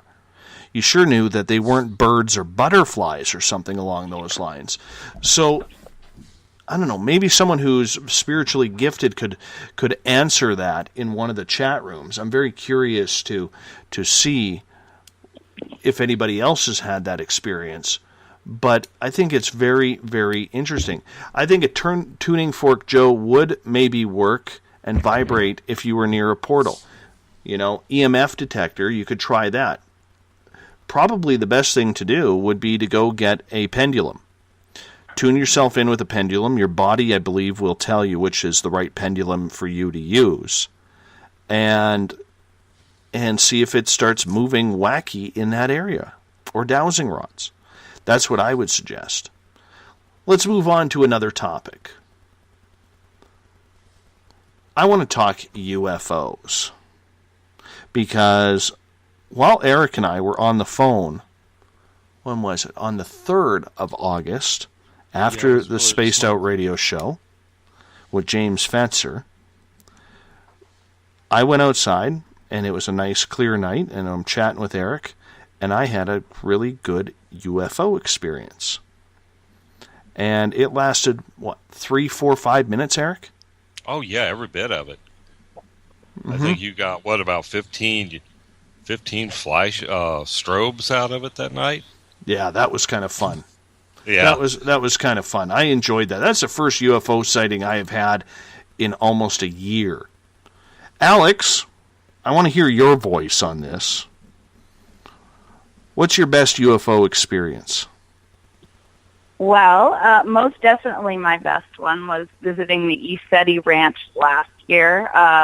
We did a video on it. It's a piece of property in southern Washington near the Dalles, where this man, James Gilliland, runs this center where it's near Mount Adams. Almost everyone who goes there sees UFOs. I saw things I couldn't explain.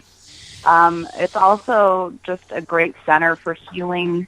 I recently read James Gilliland's book about that he supposedly channeled from this extraterrestrial being, which was very interesting. And at the end of this month, we're going to go again this year for the sky viewing experience. So we're super excited about it. For me, it was just kind of mind-blowing because for the first time I looked up. I mean, normally when I look at the sky, I'll see something a little odd, and then it'll just be kind of explainable, or it'll go away, and I just kind of, shrug and move forward. But here, when we went there, you would just see these lights moving in kind of an extremely erratic way, and it was just relentless over and over again. And also I saw blinking on Mount Adams of this light, this blue sort of light that apparently nobody lives or is up on that part of the mountain. The mountain is all closed off to visitors. So whatever's been there was definitely not normal, and apparently had been reported for hundreds of years that there were these strange lights around Mount Adams. So that's really the only time I've seen UFOs, but it was also a very amazing time and kind of made me rethink the entire topic, and I'm very excited to go back. You mentioned that was the first time that you have seen a UFO. How did it change? How did it change you? I guess just made me feel more validity to other people's stories, I guess, is what kind of changed me. Like, you would hear a lot of stories about people talking about, oh, I saw a light, and I don't know. It was hard to get the sense of awe until I saw it for myself, or just having the whole idea of your rational mind trying to jump in and explain what was going on, but it was so clearly unbelievable that that part just kept getting overwritten by the reality of what was happening. So you couldn't keep pretending that, like, your eyes were playing tricks on you, because it kept happening over and over again in different ways. Vince, how about you? You know, I'm in the same boat as Alexandra. The definitive event that I can definitely say, you know, like I saw things moving up in the sky that I couldn't explain, was our trip to the Ynzunza ranch last year. And to rip a bit more on what Alex is saying, you know, you see these lights up in the sky and they're doing odd things, but at the same time you have the confirmation of a dozen people around you who are all like reacting to the same thing. You know, it's not just something that you're experiencing psychologically. You know, you're witnessing something as a community. And then that's what happens there at Ynzunza. Like you bump into people that you've never met before, but you know, you all have a commonality instantly by being there. And the way it changed me, you know, that being my first time, it made me feel like a kid. It made me have that same sense of just awe, wonder, slight terror that I would feel, you know, listening to Art Bell when I was a kid, or watching Unsolved Mysteries, or going to the weirdo section of my school library for books on the Loch Ness Monster or Sasquatch. It stripped away all pretense. It just brought me back to the joy of why I like pursuing these topics to begin with. It was refreshing. And yeah, I'm really looking forward to going back there in a few weeks and seeing some more. I haven't been there yet. I do have the invite to go down there. I just haven't had the opportunity to make it there yet. And I do have to get down to the Ynzunza ranch because they have garden gnomes there running around. So why wouldn't I want to go visit there? It's just one of those things that, of course, I would. You know, who knows? Let us know when you do. Well, definitely let us know. Absolutely. You know, but I remember when I had my first real triangle sighting. It was in May of 2012, and the funny part about it was I actually had called up friends, and I said, hey, I got a little fire pit on my patio. I said, I'm going to have a little bit of a fire, have some cold beers. Why don't you guys come on over? We'll see some UFOs tonight. And I was kind of like, yeah, what the hell? It was just one of those comments that you make. And they're like, yeah, we'll come over. So about 10 o'clock, literally, we're still on the first beer. We see this rod go streaking across the sky, and it's like orange in color with it looked like a dumbbell with like silverish lights on each end of it. There was no trail or anything that a meteor would make or anything like that. And so we watched that one, and like 25 minutes later, still on the first beer, because I'm a guy who nurses my beer. I don't know why. I literally put the bottle up to my mouth, and I leaned my head back to take a sip, and I almost dropped the bottle in, because looking up right above my house was a black triangle sitting there silently in the sky with the same orange rods connecting to the same silver orbs on each end that covered the entire bottom of that ship. And I remember when I saw that it felt absolutely so unreal. It really freaked me out about my own personal mortality, wondering, what is this all about? Why am I feeling like this? Why am I having this experience? Because this is not supposed to be real. Little did I know it was precognition to everything that's happened to me since. But Eric, how did you feel when you saw your first UFO? I remember we were going, it was dusk in Michigan, and we were heading into town. There was a little burger joint we ate at frequently. This is my mom, dad, and I. And my dad just said, "Hey, look at that." And we could see this thing way up there. And it would go in this direction, then it would come back. You know, it was obviously moving, but it was staying in the same general area.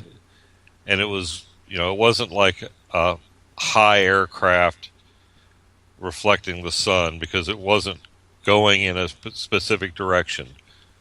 And it didn't get smaller. Like if it had been a weather balloon, I think it would have dwindled away. This thing stayed where it was.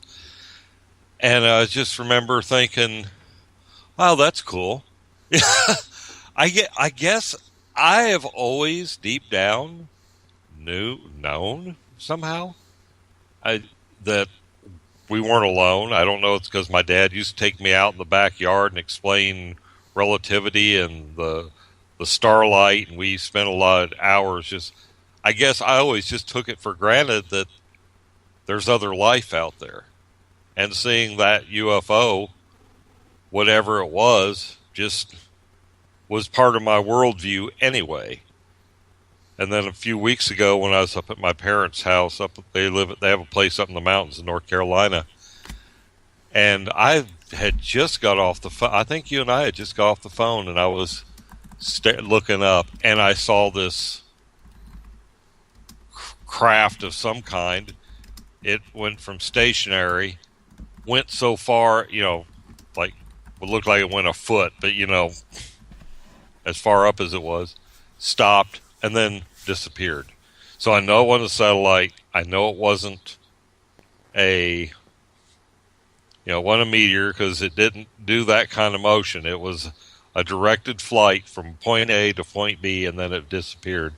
It was just sort of like a reminder, hey, we're still here. Yeah. Keep the faith. I think that was after your August 3rd one. Because I remember that. We were talking after the James Fetzer show, because we were both kind of amped up about that one. And then you had the light. Yeah. The strobe. It was like, well, that was the end of your drought. And I guess a couple weeks later, that was the end of mine when I saw that one up in the mountains. I kind of like a good UFO sighting every now and again. You know? I really do. Let's get to some weird experiences. Vince, what's probably the weirdest or strangest experience you've ever been witness to besides what happened at the ECETI Ranch? Besides the ECETI Ranch, I always go back to this pivotal, strange memory I have from my childhood. I believe I mentioned it on our first guest appearance here, but it was this entity that came into my room when I was about 3 or 4 years old, and I remember it being kind of like this large-headed, strange child with kind of a blue light over it. And to this day, you know, I remember it like it was yesterday. And my mother remembers, you know, me the very next day telling her about this blue boy that was in my room. And since then, you know, I've connected it with, I asked myself, like, did I see an extraterrestrial? During this show, you know, just this past hour, you know, the talk about the shadow people got me to thinking, like, you know, maybe I saw something like that. Whatever it was, though, it left such a mark on me that I think it just happened in those formative years that really made me truly interested in the mysterious out there. You know, it's kind of like almost in a way losing my paranormal virginity. There's nothing like the first time, you know, so I think that's really kind of left its mark on me. And maybe anything else I run into, I kind of always have to hold it up to that. That's definitely the strangest, probably the most defining, strangest thing that's happened to me in my lifetime. Alex, how about yourself? I think I'll go back to a weird childhood experience, just like with Vince. When I was about 5, I remember being in my grandmother's attic, with my cousin, and for some reason my cousin went downstairs at some point in the night, and I just remember being awake and seeing the Virgin Mary. Like, there was a fan, and it just kind of turned into an image of the Virgin Mary, and I had it in me that, like, for some reason I thought that God was trying to visit me and give me, like, make me the second mother of Jesus, which sounds pretty absurd now that I'm an adult. I think I just started going to Catholic school, so maybe that was the connection. But I was totally freaked out and was just, like, praying, like, no, I don't want to. It's way too soon. That's probably, like, that had a very weird formative thing in me, though, because it freaked me out. I swore it was real. I still won't go to my grandma's attic because that room terrifies me on some level. But, yeah, it was just very strange. I don't know if it was just, like, a psychological, spiritual thing I had as a child, or if I actually saw something, but pretty out there. And how about you, Alex? Mr. Marcum? Or, hold on, Vince, you wanted to ask Alex something. Yeah, no, Alex, is that the attic you had me go up into that one day when we were filming our ghost episode? No, it was the other grandmother. Oh. Unfortunately. No, I wouldn't have taken you up to that one because it freaks me out. I'd like to go. I'm not going to lie. Yep. I'd like to go. Eric, how about yourself? What's the strangest thing that's ever happened to you?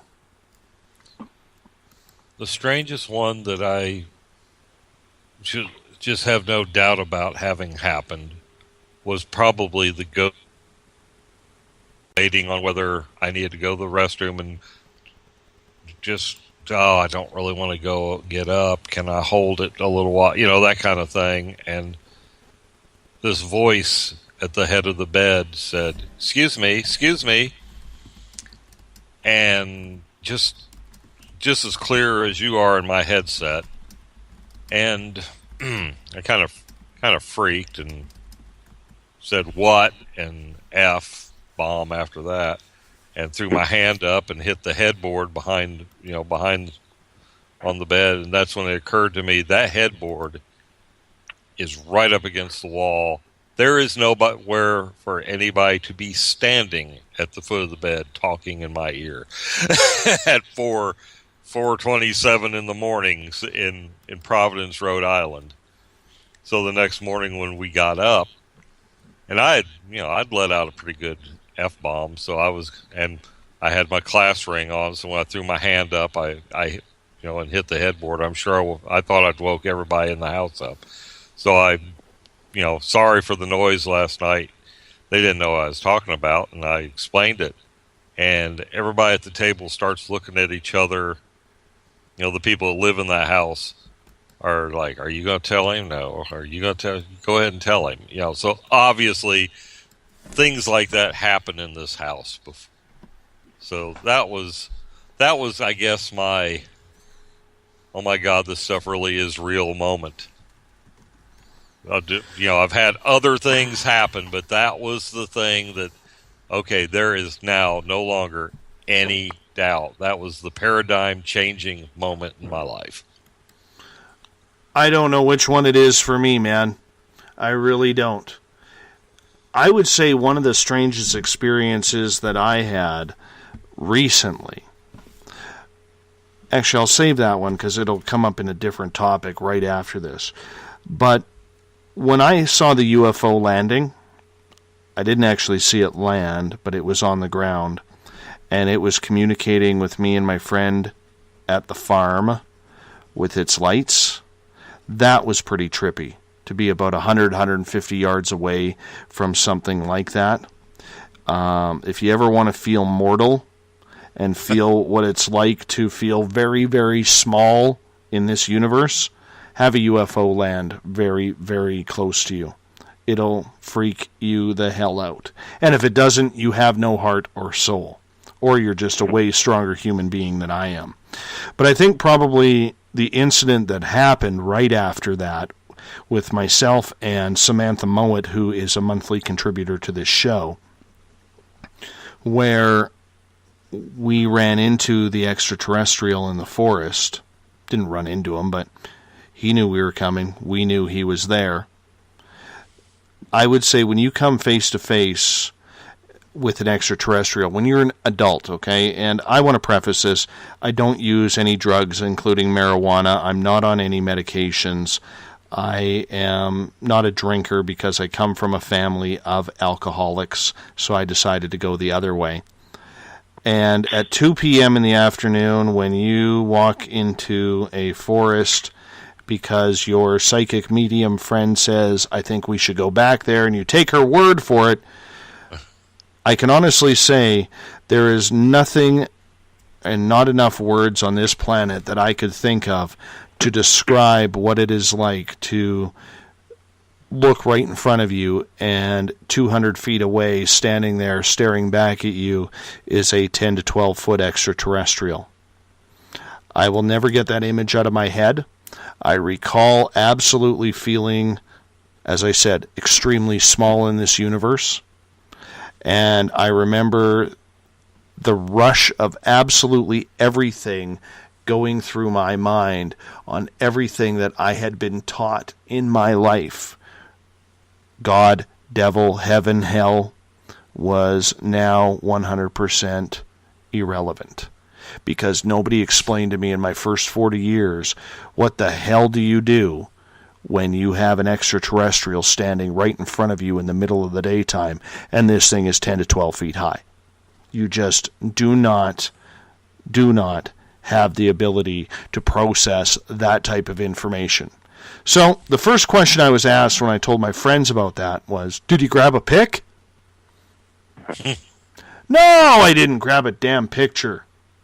It's not really what you think of when you have a life-altering moment is, hey, hold on a sec, I just want to get a selfie with you, Mr. Alien.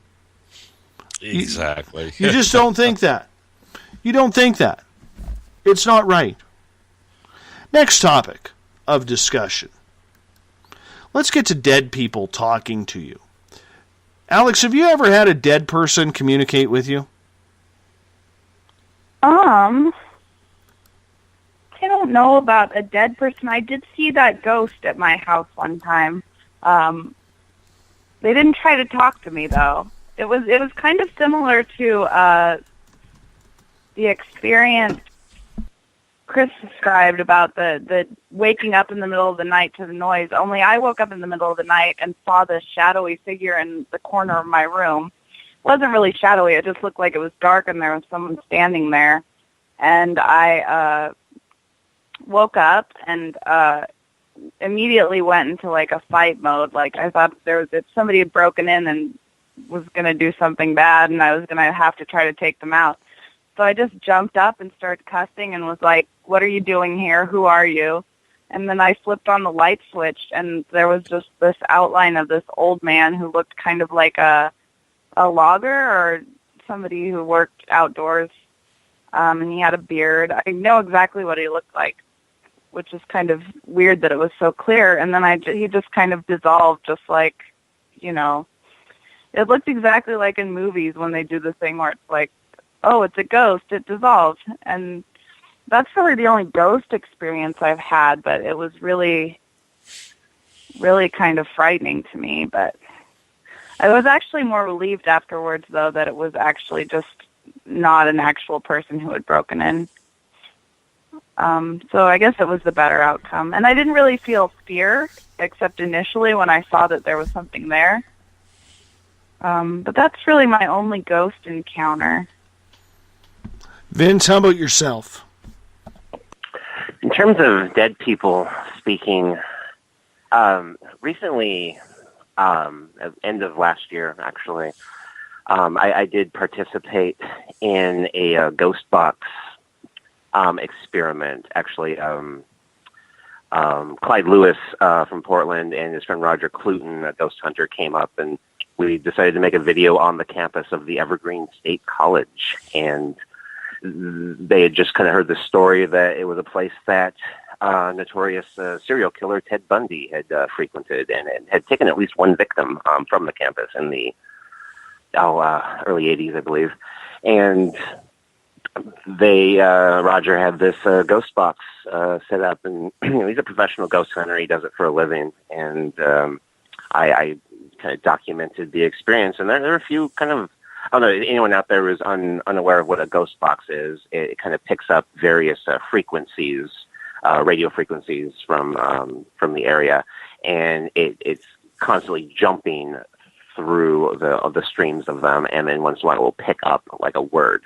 And the theory being is that whatever entities or spirits in the area they're actually able to manipulate where that the ghost box stops, what frequency it stops on, so we can kind of communicate with the words that are out in the ether.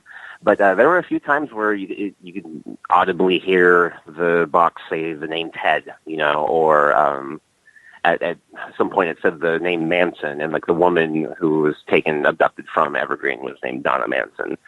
And that was the most recent really strange experience involving spirit communication that I had that kind of stuck with me. I actually had a gentleman named Bill Hauser, and Bill will be on this show on the 25th of this month, where we will do live ghost box sessions during the show.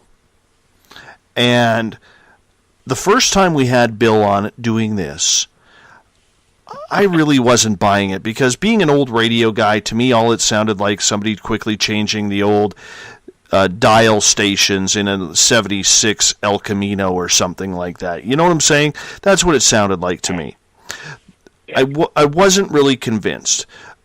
My audience loved it, and they were all like, when are you going to bring Bill on? And Bill is a classy guy. He is good people. And so I figured, well, if the audience likes it, I'll do it again. So I asked for him to come back on. The second time he comes on, in one of the last sessions that he does during the show, I actually heard my last name. Now, I've mentioned this story a couple of times, so our SOR space travelers will understand this, or if they've heard this before, and I hate to repeat myself, but we have a bunch of new listeners with Revolution Radio and in the Spaced Out Radio chat room who I want to share this with. What happened was, I use a pseudonym. Okay, I go by Dave Scott. Scott is actually my middle name. So when you hear Dave Scott, it's actually, like I said, it's part of my name. I don't use my real last name on the air because it's long, it's Ukrainian, hard to pronounce, and God, it took me till like grade 9 until I could spell it properly without any errors. And when I actually heard that on this show, this ghost box say my last name, the Ukrainian name that I go by, I just, I remember my jaw just dropping, man. Like, I couldn't believe that it was actually happening. And I've been a believer in it since. Eric, how about you? Well, the only one, I'm assuming that whoever said, spoke to me in Rhode Island was dead. But, that's kind of really can't go there. Don't know if I was hearing it or if it was in my I was hearing. I'll say I was hearing. I guess before that, I had a weird dream. It was like hyper realistic, and it was my dead grandmother.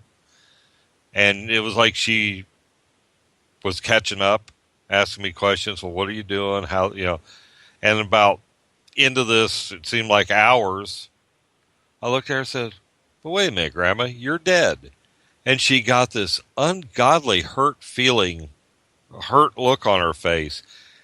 And the whole scene just shrank like tunnel vision and diminished to a dot and then disappeared. And I came out, I woke up thinking, holy crap, was that for real, or was that a dream? But I mean, the smells were there, the textures, the cigarette smoke. That was probably the first time. And I guess I'll chalk that up to being spoken to by the dead. Because like I said, it was so realistic. It's weird when it happens, man. It's weird when it happens. You know, you just never know when all of a sudden that communication is gonna kick on in. I worked with a lady in radio in Vancouver. She passed away at the young age of 47 due to cancer. And I'll get to that story right after this. You're listening to Spaced Out Radio. I am your host, Dave Scott. We'll be back right after this final commercial break. Greetings and salutations, space travelers, from the Chronicles of the Unknown team. What is Chronicles of the Unknown? I keep hearing about this thing. It's a new paranormal reality TV show based right here in beautiful British Columbia, Canada. Follow our team as we uncover claims of activity on the Caribou Gold Rush Trail. You can also follow us here every third Monday, where 2 members of our team will be available to answer your questions. We'll give you some equipment updates and some of our experiences on the road, right here on Spaced Out Radio. Hi there. I'm Butch Witkowski, lead investigator with the U4COP. On the final Monday of every month, you can listen to me and host Dave Scott on Spaced Out Radio's Strange Days. We're going to get to the heart of the matter when it comes to what's happening out there. People are seeing and experiencing things from ET contact to Bigfoot, and I want to hear about it. Your experiences are what we investigators need to help solve these unknown mysteries. So tune in at spacedoutradio.com to the final Monday of every month from Butch Witkowski's Strange Days. Visit purpleplates.com today. For over 40 years, the Purple Energy Plates have been delivering amazing results for their many customers. Inspired by the great genius Nikola Tesla, the harmony, healing, and energetic effects of the plates have proven over and over to be beneficial and often miraculous to thousands of customers. With their money-back guarantee and the many benefits, how can you afford not to get one? Check their site for daily specials and choose from their many energy products. You won't be sorry. Visit them today at purpleplates.com for mind, body, and spirit, and expect a miracle. This is your medium, Joanna, from Spaced Out Weekend, 2 mediums and a large. I would love it if you would come and join us with host James Tyson every other Sunday on Spaced Out Weekend. Together, we will take your calls and your questions live. Our goal is to provide you with a positive outlook on deep questions that you may have. Questions regarding love, relationships, money, or whatever else is on your mind. Come and check us out at spacedoutradio.com. Have you checked out the SOR Spacewire at spacedoutradio.com yet? Every day we post the latest stories regarding the weird, strange, and completely unbelievable. From cryptid and UFO sightings to the conspiracy world, we tackle it all. Hi there, I'm Eric Marcum, Spaced Out Radio's news director for the SOR Spacewire. And if you have a story, I want to hear it. Email me at news@spacedoutradio.com. Patrolling the Pacific Northwest, we are always on the lookout for the strange and unassuming stories that real people are experiencing. Hi, I'm Vince Ynzunza from Pacific North Weird. Me and Alexandra Sullivan have teamed to bring to you those odd stories that never seem to make it into the mainstream. Stories so weird that will leave you scratching your head wondering, is this real? It's as real as it gets with Pacific North Weird. You can watch our videos right here at spacedoutradio.com. Become more intimate and interactive with Spaced Out Radio. Join our Space Travelers Club with your new membership.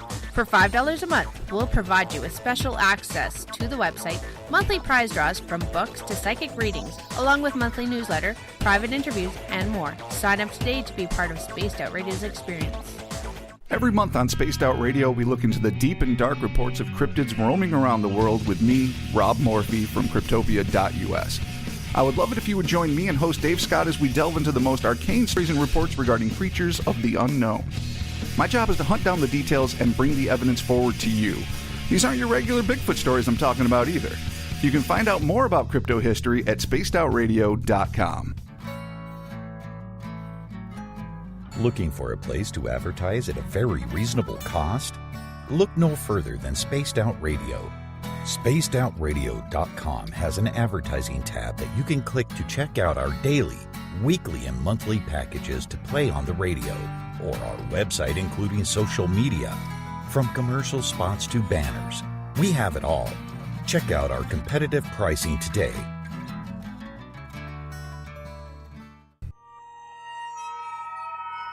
You hear footsteps in the empty room above you. A rocking chair begins rocking by itself. Don't be afraid of the things that go bump in the night. Reach for Spirit Storybox, the iPhone app the Huffington Post UK called the only ghost hunting app you will ever need. Spirit Storybox. The spirits are telling their stories. Are you listening? Strange creatures lurking in the night, the sounds of wood knocking in the forest, odd happenings right out of a fictional world. These are the reports I love. Hi there, this is author Ronald Murphy, and I would love it if you join me and Spaced Out Radio host Dave Scott the second Wednesday of every month on our journey into the unknown land of cryptozoology at spacedoutradio.com. From Mothman to Frogman and everything in between. Hey, they don't call me the crypto guru for nothing. Find yourself constantly looking up in the sky, looking for answers? Have you had extraterrestrial contact? Are you an abductee? Looking for answers to your experiences? Hi there, I'm R. Keith Andrews, Spaced Out Radio's resident ET expert. Join me live the first Friday of every month where I take questions from the Spaced Out Radio chat room and help you understand those from the far-off world. It's 2 hours of knowledge every experiencer should listen to. Hope to see you there. Did you know that Spaced Out Radio runs 7 days a week? Hi, it's James Tyson from Spaced Out Weekend. Every Saturday and Sunday night, starting at 9 p.m. Pacific, midnight Eastern, you can join me and my guests for some great chatter about what's going on out in the universe, or even in that dark part of the basement you really don't want to go back into. Well, let's find the answers to your experiences together. So come on up to Uncle Jimbo's cabin on the weekend.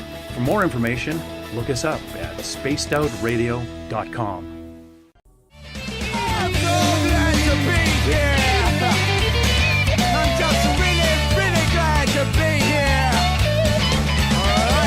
Would you like to connect with us on Spaced Out Radio? Head to spacedoutradio.com to check out the latest shows, guests, and sponsors.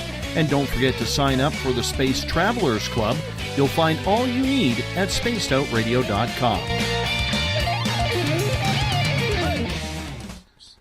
And now we return you to your host. Welcome back to Spaced Out Radio tonight. It's our final hour here tonight, as it is a topic free-for-all. We were originally going to be talking with Rob Morphy from Cryptopia.us to make his monthly appearance, but due to a family emergency, he had to cancel, which is rare for him. But we had some good friends of this show step up. Vince and Alex from Pacific North Weird, Eric Marcum from the SOR Spacewire, our news section on our website. You can also view Alex and Vince's Pacific North Weird videos on spacedoutradio.com. They're pretty cool. I highly suggest you go to spacedoutradio.com and check them out. Tomorrow night on the show, we're going to have a special guest. Former Coast to Coast host Ian Punnett will be with us. He has a doctorate in journalism. We are going to talk about the state of journalism today, the sensationalism of it all, and what can you, the public, really believe anymore. That starts at 9 p.m. Pacific, midnight Eastern Time. Remember, if you want to follow us on Twitter, you can do so at Spaced Out Radio. Give our Facebook page a like, Spaced Out Radio Show. On Instagram, I can be followed at Dave Scott SOR. Subscribe to our YouTube channel, Spaced Out Radio Show, and our website is spacedoutradio.com. While there, you could join the SOR Space Travelers Club. You could take part in the nightly password. Tonight, Bill Cardwell has set the password at Bulwark. Bulwark is the password for tonight. If you join the Space Travelers Club, it's only $5 a month. With that, your name gets automatically put in for private monthly draws. You get private access to a special section on our website and so much more. Unlike the other guys who just give you access to their archives, not us. We're giving back to you, our valued Spaced Out Radio listener. On spacedoutradio.com, you can also read my latest blogs and the blogs of others, because we got some real talented writers who fill in once a week. You can also check out the Spacewire, and if you're listening on spacedoutradio.com or on Spreaker, our music man, our guitar god, our musical legend, Ron Bumblefoot THAL, formerly of Guns N' Roses, does all the music for this show. Click on the Bumblefoot banner to listen to more of his rock and roll. Vince, Alex, and Eric, welcome back for the final time tonight. Now, Vince, during the break, you remembered a weird incident with you and Alex while filming Pacific North Weird. Yes. It's actually kind of just concerning the name of our show, actually.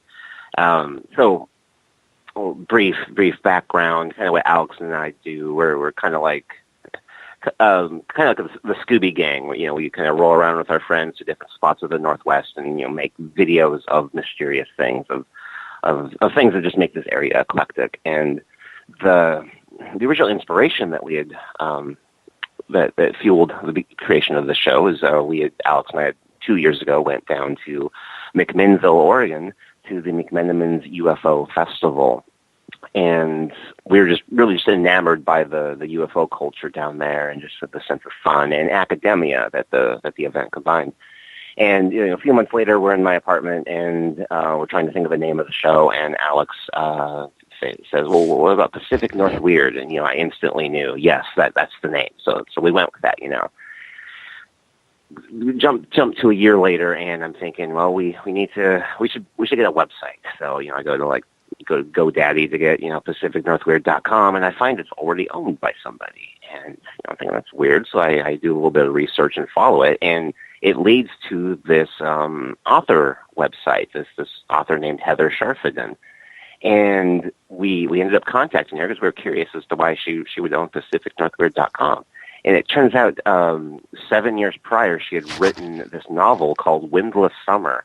And within that book, she has these fictional characters who travel around the Northwest filming bizarre things, and they call themselves Pacific North Weird. She lives in McMinnville, Oregon, is actually a teacher at the McMinnville Community College down there, the same exact town that gave us the original inspiration, to create the show in the first place. We'd never heard of her, that knew nothing about her books, and we're still just in awe at just the weird confluence of events and just the weird power like McMinnville has. Like, we found ourselves asking, are we just a figment of this author's imagination, maybe, and we're definitely going to play with that kind of in some future projects that we're collaborating on with her. But just I love the synchronicities there, and it just kind of it's a perfect example of just how weird and strange our lives have become since embarking on this. It's amazing how sometimes that synchronicity works when you just need something. It was the exact same thing for me when looking at Spaced Out Radio. I was almost blown away when I realized the domain name was still available and that nobody on Google was really using it. So it's awesome when something just falls together like that, isn't it, Alex? Oh, yeah, most definitely. And it was just such a kind of a happy coincidence with this story, because she turned out to be really nice, and now we're making a little video project, a video reel for her, one of her other novels. So we're kind of cross-pollinating our efforts just through this connection that we never would have made with another person if it weren't for this strange confluence of events. Let's get to another question from our audience. This comes all the way from Australia. Steve is asking this. And Eric, we'll start with you.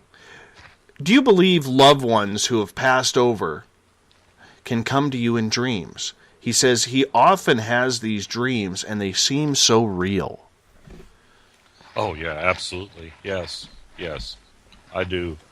I think with certain times when we're asleep is probably when the background clutter is gone, and that's when they can.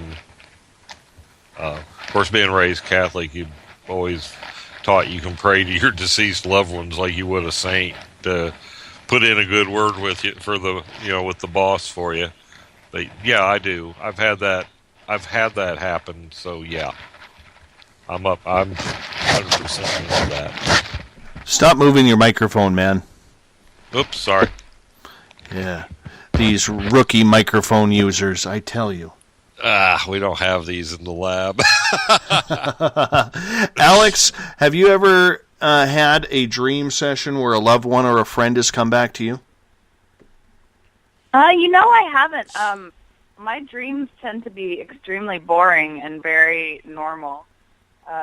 Normally it's just like my everyday life, only maybe slightly better. But really, you should ask Vince about his dreams because he's had some very strange ones that seem very symbolic. I know, I've read them on social media. Vince, what's with your dreaming at night? It is all out there. Yeah, I must have I think my astral body is just partying all the time. Like up there in the UFOs, doing hookah sessions with Sasquatch or something. I'm very entertained by my dreams. In terms of deceased loved ones visiting me, I lost my dad about 4 years ago, and I still once in a while do have like these really potent moments within my dreams where he returns, where I'm chatting with him, or it's just something mundane, like we're going crossing the Oregon border to get Powerball tickets, something like that. And I tend to appreciate those ones more than the ones where he's climbing out of a cookie jar or something, But yeah, no, I think it's very, very reasonable that your loved ones do approach you in your dreams, because they're a part of you. They're not just this separate life form, especially when you're a close family unit. They're part of who you are. They always will be, and they're going to manifest themselves in not only your waking world, but they're gonna come out through your subconscious, because that's where they live, especially after they're gone. You know what? I had a weird one a few weeks ago, actually, probably a couple months ago now. A lady I used to work with at the radio station in Vancouver, her and I were very, very good friends. And then when I left the radio station in 2007, we kind of lost touch, but stayed in touch with what was going on Facebook, as many people do these days. She was 47 years old, single mom, and she just passed away from cancer a couple of months ago.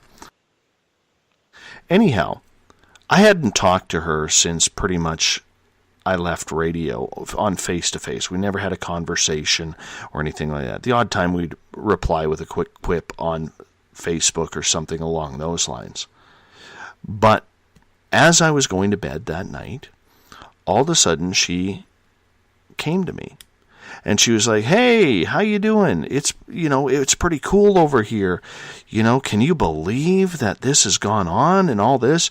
And she goes, "Well, I just stopped by to say hello. I'm going to get going now. Talk to you later." And I was still awake. And I'm like, did that just happen? And now this whole debate, because I'm still skeptical of all this whole debate goes on through my head, wondering, okay, was that imagination because I was maybe mourning the loss and I'm sad because I lost a former colleague that I worked with who I really admired, and friends of mine lost her as a friend because they had continued working the 8+ years that I had been gone with her. And, and that I was sad because now her son is going to grow up without his best friend who is his mom, and she was a single mom. And, I'm thinking of all of this. And I'm wondering, okay, was that communication or was that not? This is what goes through my head when something happens like that. Do you get that too, Alex?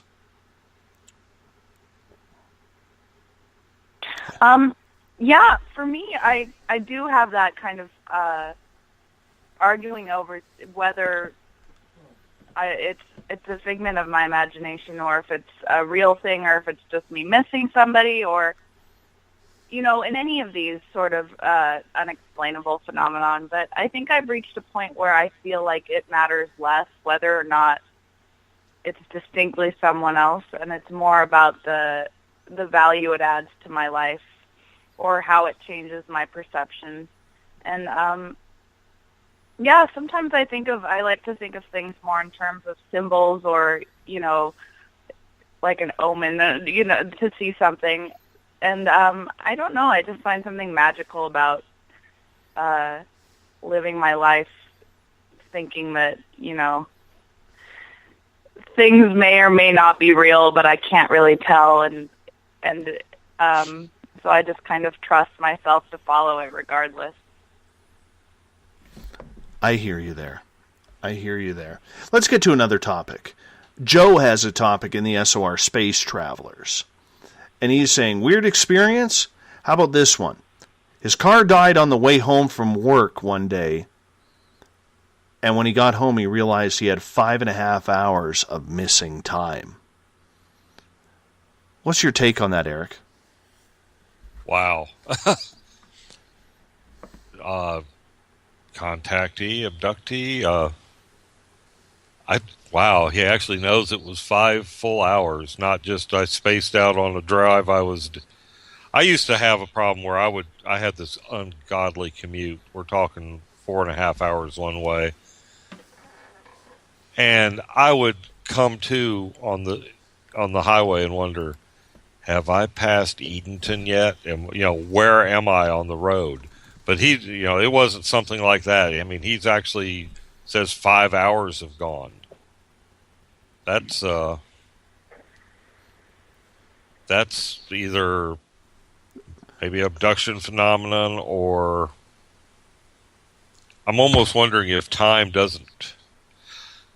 I think our increments of time, a second is a second, a minute is a minute, but I don't think that the flow of time is necessarily standardized. I think sometimes the flow snaps forward or snaps back, and I almost wonder if that's not the phenomenon he was encountering. Mm-hmm. Vince, what do you think about missing time? It's a classic symptom, as Eric was saying. Of just you commonly hear it associated with abduction reports, with seeing a UFO come up over your car, or lights coming out from outside of your home. Some people might guess that it could be maybe a fugue state, but I don't know. Without knowing more, it'd be really hard for me to wager a hypothesis on that.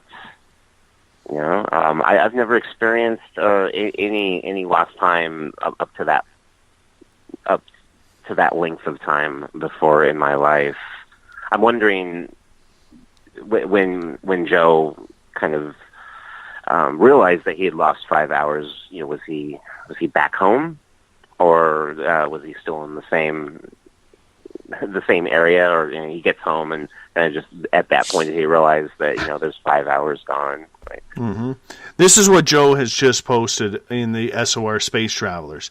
He said, I would normally get home around 12:30 at night. I pulled up in front of my place and the sun was coming up. Wow. That is classic abduction. Yes. He also sees a lot of owls around his home. Owls. And that's got that ET connotation as well. It sure does. Alex, what is your opinion on this? I mean, I think it's fascinating. It sounds like all the classic symptoms of an abduction scenario. Also, the owls are interesting. I was talking to one of my friends lately who's Navajo Native American, and he was saying how seeing owls is such a negative omen in their society. So that kind of pops to mind. Though I kind of like owls. I don't know. I've never felt anything negative about them. But gosh, that's like such a great story, I think. And I don't know. If I were him, I would research it further, maybe see about doing a regression or meeting up, and see if anything comes up for him, because it sounds like all the classic symptoms. I'm always fascinated by these missing time stories, just how you could be going about your everyday life and then realize you can't account for anything that happened. I don't know. It's a great story and a great experience, hopefully, unless it turns out to have been a traumatic abduction. But it does sound fascinating. Well, I don't know if Joe wants me to talk about this, but I will. And I've tried this with a number of people who have felt that they were being taken. I tried it myself. It did not work for me. But one of the things one of my guests about a year and a bit ago had said to me was, if you feel you're being abducted and you're not sure, he said, put a set of coins or anything that you can stack on your nightstand and put them side by side and kind of say it out loud that if by chance, like you want to put them out of arm's reach, something that you're not going to hit in the middle of the night, or if you have to get up to go to the washroom, you're not going to bump into your nightstand or something like that. But what you apparently do is you take a couple of coins. I used 2 poker chips, put them side by side, and the rule of thumb is this.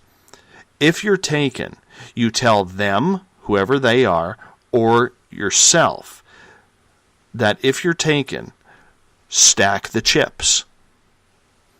That way, when you wake up in the morning, you will know whether or not you have been taken. And I now know 4 people who have tried this, Joe included, where they were thinking something was happening, and they've woken up the next morning with their chips sitting on top of one another, or their coins sitting on top of one another. That's eerie. That didn't work for me. No way. They did not work for me. But I know Corey, our booking coordinator, she tried it. She actually started them stacked, woke up the next morning. They were side by side. I know a young lady who is a ghost hunter. James Tyson from Spaced Out Weekend asked me if I had any advice because he knows I like the ETs. I told him to tell her to try this, and she woke up with stacked coins. And I know another couple people who have had that happen. So I think that is is it 100% legit? No, because you don't know what your subconscious is going to do in the middle of the night. But right. I think it's a good ledger. It could be happening, and it's a good possibility if you think you were happening. Joe has stated here, doing coins for 2 months, only moved once the same day my game cameras stopped working. So that says something right there. Yep. Let's get to one thing I would want to ask Joe is if he's familiar with the Betty and Barney Hill story, which is really one of the most well-documented abduction cases ever, and a lot of that has to do with missing time. And if he is interested in kind of pursuing that story, that might be something to research, because their regression and research into their own lost time with the assistance of Stanton Friedman and a whole lot of other people in the field might give them some good ideas on a path to pursue. That's a great idea as well. Let's get to Claudia's topic du jour. She says, I have had amazing experiences with animals. Had a mama bird walk in the house with baby birds as if she was showing them off. Had a raccoon mom bring her babies into my house and eat cat food. Had dogs that I never knew come into my house because there was a storm outside. Another time a neighbor asked if I saw his cat. I said no, had never seen this cat before. 3 days later, the cat came out from under my bed. A bird has flown into my hand. Birds hover at my window. I do not feed them. I could go on and on and on.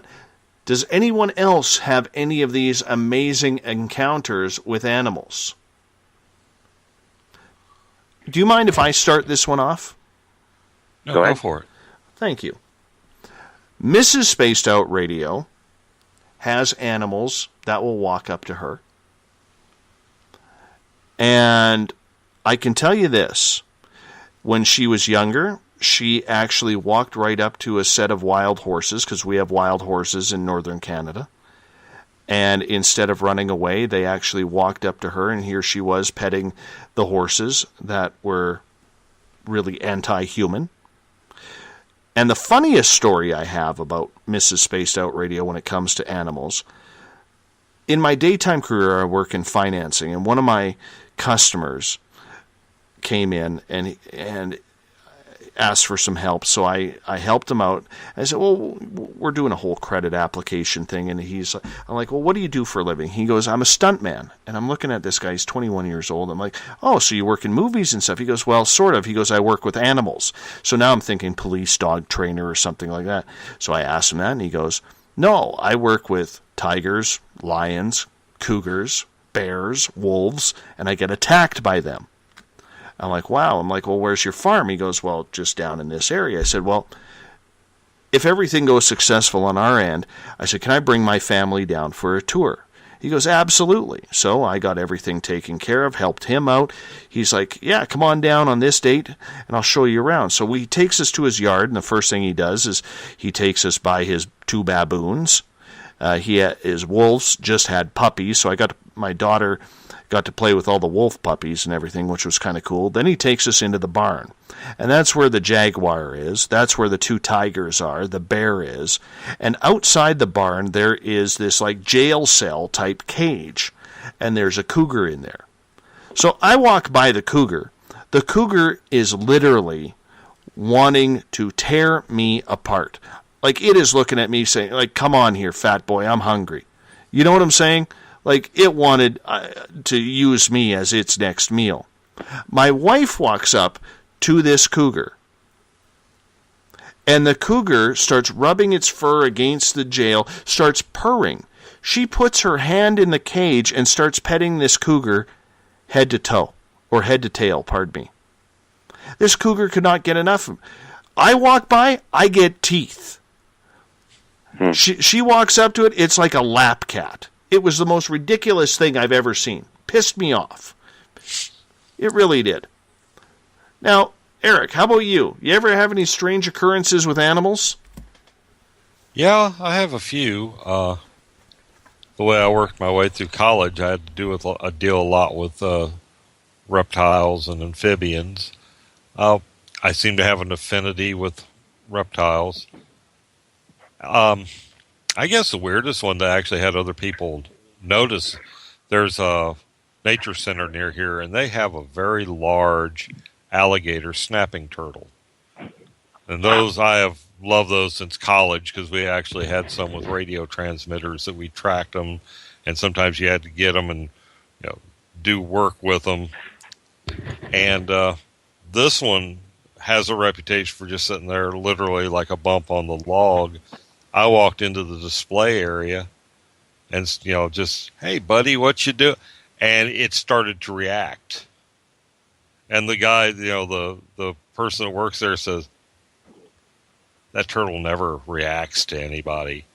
And I put my hand up to the glass, and I'd have petted it if I could have touched it. But yeah, this thing was all like running up to an old friend. And I had witnesses, which was really great. I think Chrissy filmed it on her iPhone. I'll have to ask her about that. One of my kids. But yeah, the guy that works at the nature center is looking at me, looking at that turtle like there's something weird going on here. He never, he doesn't react to people at all. So he doesn't really do anything except eat when they put goldfish in there. So yeah, that was kind of cool. Other than that. Alex, how about yourself? I don't know. I think I have a general affinity for animals. They tend to get along with me pretty well, but I don't know. I haven't had anything too out of the ordinary. I don't know. I can't really think of anything that would be a good story, but I do think some people just attract animals more than others, and it might be just an energetic thing, or animals can kind of sense how interested you are in being around them. So I think you can kind of an animal will tell if you want to be its friend, and will maybe make a gesture that it wouldn't otherwise make if that wasn't what you were projecting. How about you, Vince? I do love animals, and they generally love me. I do have one one story from very, very early childhood that I remember a certain way, and my mom remembers a very, very more realistic way. But we lived out in a farming community, within a decent distance from Mount Rainier when I was really young, and our neighbors had this huge farm, and they had tons of cows and a few bulls on their property. And at the time, I had to have been maybe like 3 years old, and I had no concept of what a bovine was. I don't know what cows were, but I was really into bears, and I remember seeing all these cows and bulls out in the field, and I actually thought my neighbors were raising bears. That was like their thing. I thought that was the coolest thing ever. But one day I'm out playing in my yard, and I guess one of their bulls had escaped, and it gets onto our property, and it wanders up next to me. In my mind, I still remember it being a bear. I'm like, oh my God, one of their bears is coming up. It's going to be my friend. And I remember, I always see the bears eating grass. So our lawn had just been freshly sod, and there's a big pile of grass clumps, mixed with rocks and dirt. And I just, start picking up handfuls of this material and throwing it at this head of this bull, about 5 feet away from me. At that point, my mom's washing dishes in the trailer, and she looks up and sees her little 3-year-old kid throwing projectiles at this giant animal, and she freaks out and runs and grabs me, and had a few stern words with the neighbors over the phone. I probably was fairly lucky that that bull was okay with me throwing things at its face. Well, I mean, as long as it didn't seem to mind, because it seems like for a lot of these animals, they seem to understand a pure heart, soul, and innocence. Would you agree with that, Eric? Yes. Yes, I would. I think, my mom is probably one of the most innocuous human beings on earth. Doesn't say a bad thing about anybody. Thinks Hitler was... No, I'm exaggerating. I was going to say thinks Hitler was just misunderstood. But, I mean, she's got that kind of forgiving nature. When she goes out on her back porch, she feeds the birds, and she throws corn, ears of corn, dried corn out for the deer. I know it's partially conditioned response, but Dad and I can do the same thing, and it's different. If you're watching from the kitchen window, it's almost like watching St. Francis.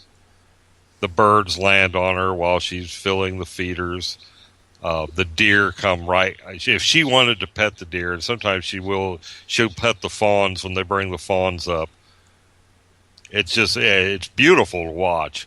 I should film it. I think I've got to go up there. It's Mom's birthday this weekend. I think I might run up there and take my video camera just to show this morning menagerie coming up to my mother when she's out there with them. But yeah, like I said, I didn't inherit her soul. I inherited my dad's. Slightly different context there, but yeah, I think they sense that somebody's not going to hurt them, or certain animals that you mentally have an affinity for.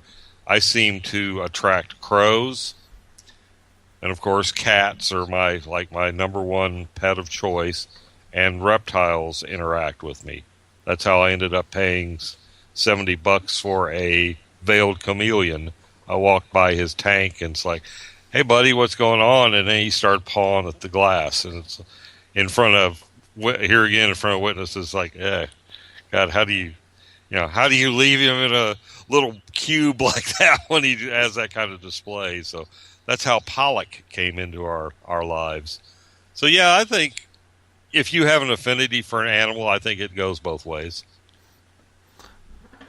Steve asks along the same lines, do you think some animals can sense spirits? Oh, absolutely. BB does that crap to me all the time. My wife spends a lot of time down in Florida with our grandkids because both the parents are active duty military. So it would just be me and the cats in the house.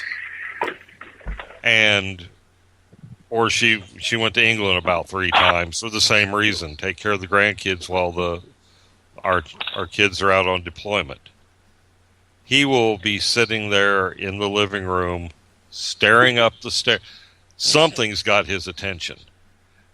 I'll lean forward, look up the stairs. I don't see anything. But something's got, and it'll just be, maybe the other cats are out in the house. There's nothing else there. So, yeah, I think BB sees them all the time. Alex, do you have any pets that see dead people? I do have the family dog that doesn't live with me, but I still consider her my pet. She seems to see things a lot that aren't there, but she's also quite blind at this point, so I'm not sure. She also barks quite loudly when we drive by cows, so I'm not sure she's the most reliable source, but I don't know. Sometimes it's been eerie before if you're home, like, alone and nothing's really making any noise or moving, but all of a sudden the dogs are kind of freaking out over something. Makes you wonder if they can hear something you can't hear, or if they have, there's so many ways they could see different tones of light maybe, or hear different pitches of sound when you think about how limited it is what the human ear and eye can perceive, that it's completely plausible that there's things that we just don't see that could be what we consider spiritual things. So yeah, I think pets absolutely could. Guess we won't know because we can't really talk to them about it, but I don't know. I've had some experiences where they're staring at something in the corner and barking, and I don't see anything, but I think they definitely do. And Vince, what's your take on that? Earlier in the show when we were talking about how to possibly detect portals, an idea that occurred to me is it'd be really neat if we could somehow find the right type of animal, that might be more receptive to that, kind of like the supernatural version of a canary in a coal mine. I think that might be a really interesting method to try out. I tend to think cats are very perceptive. I always get the sense when I'm around felines that they're on a completely different level than we are, and are reacting just to stimuli that we're just not receptive to. And I kind of like to take out a few cool cats to some vortexes or portal areas, and kind of see how they react to it. When I lived in a haunted house back in 2001, I remember one time we were sitting down for dinner, and all of a sudden my cat comes racing down the stairs. And we knew our house was haunted, so it was no big deal that we saw this. It was just to add to the strangeness of what was happening. And we're watching the cat standing on its hind legs trying to bat something down, like it's trying to grab something. When they're after a bug or a butterfly or a fly or something along those lines, and they're trying to jump up and bat it down, except there was nothing there. And then it went down to the ground, like in pouncing position, and then all of a sudden it took back off upstairs, and it was the strangest thing. And we kind of looked at it, we see the cat is playing with the ghost now. That's a lot of fun. Wonderful. Dinner time.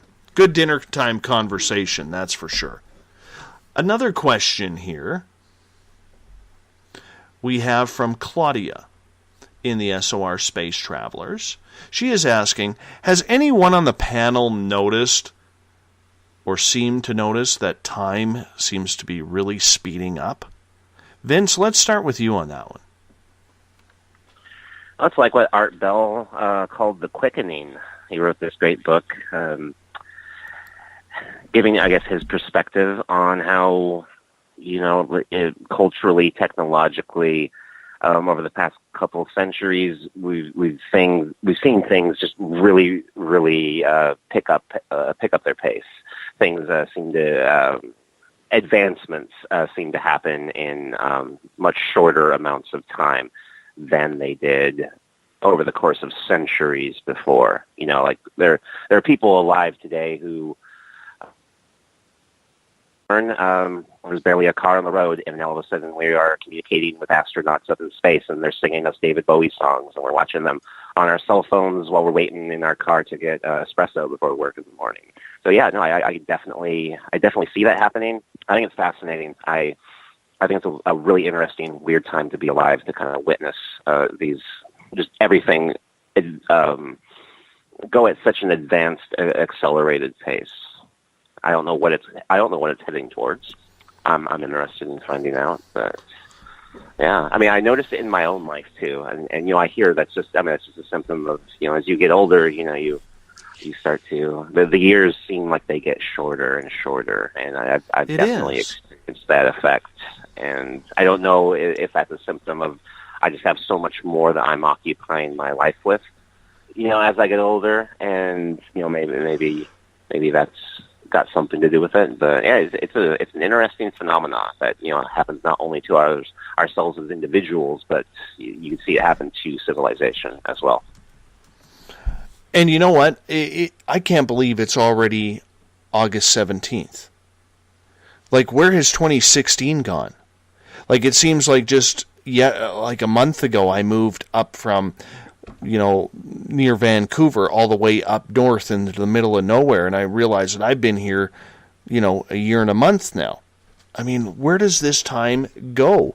Like, I look at my son, and it seems like just yesterday, thank you to Facebook for their Facebook memories, because I get all the old pictures of when he was born and everything, but I can't believe he's 3 years old. And I was thinking about this the other day. What did it feel like to hold him when he was a baby again?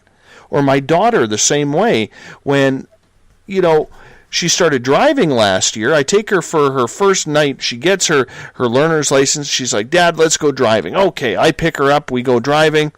And before she looked, I turned and looked, and there was my daughter. And I had to do a head shake because I knew that she was 16, 17 years old at that time.